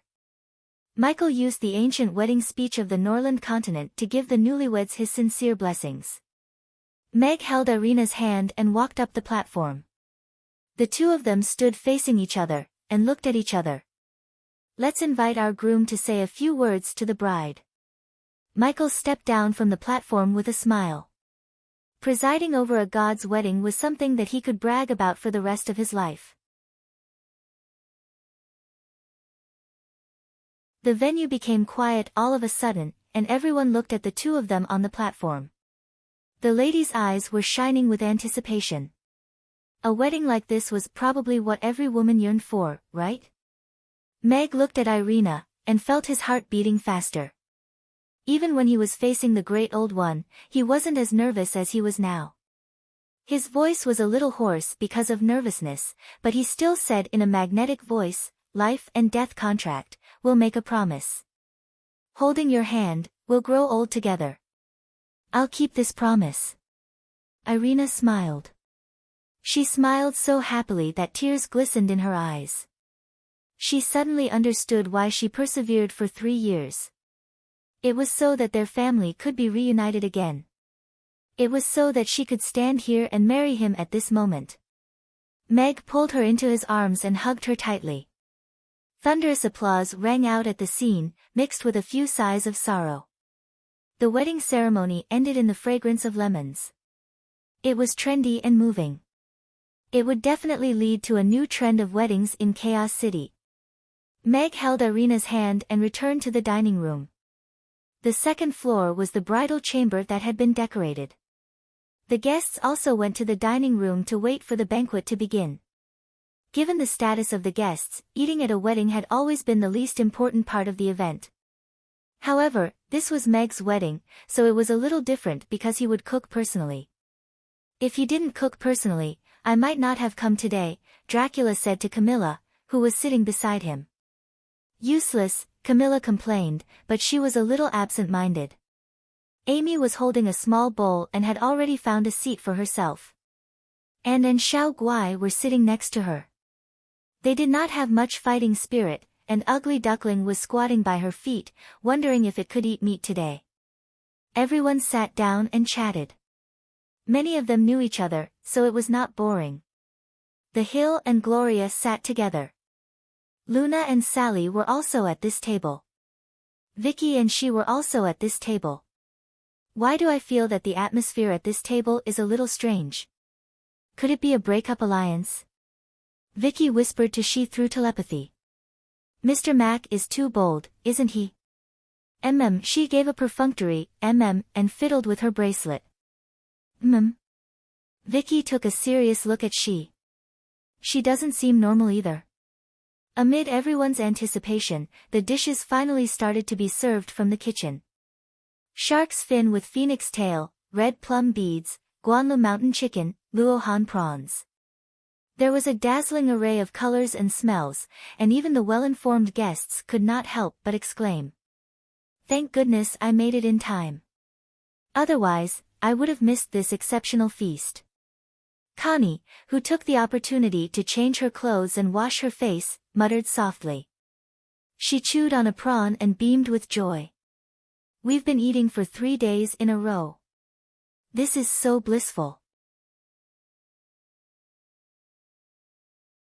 If only father and mother get married every day. The Manchu Han Imperial Feast is so delicious. Amy held a prawn in one hand and a chicken leg in the other. She sucked on Shark's fin with her mouth and could not hide the blissful smile on her face. Irina changed her gorgeous wedding dress into a fresh one and sat down to eat. Lady Boss, you're the woman I envy the most. Really, no one else can compare. This is also the best wedding I've ever attended. Vivian said with a sincere look on her face. This time, Mr. Mac was really taken and she lost a permanent freeloading opportunity. It was all Luna's fault for not living up to her expectations. Meg held Irina's hand and had a drink with the guests. The wedding banquet ended and the guests left one after another. The ladies cleaned up the restaurant and took the initiative to leave. They took the children with them and left plenty of space for the 2 newlyweds. On the balcony on the 3rd floor, Irina was still in her wedding dress and sitting on the swing. She smiled and looked back at Meg who was pushing the swing for her. I really liked this wedding. Meg also looked at her with a smile. I liked it too. You.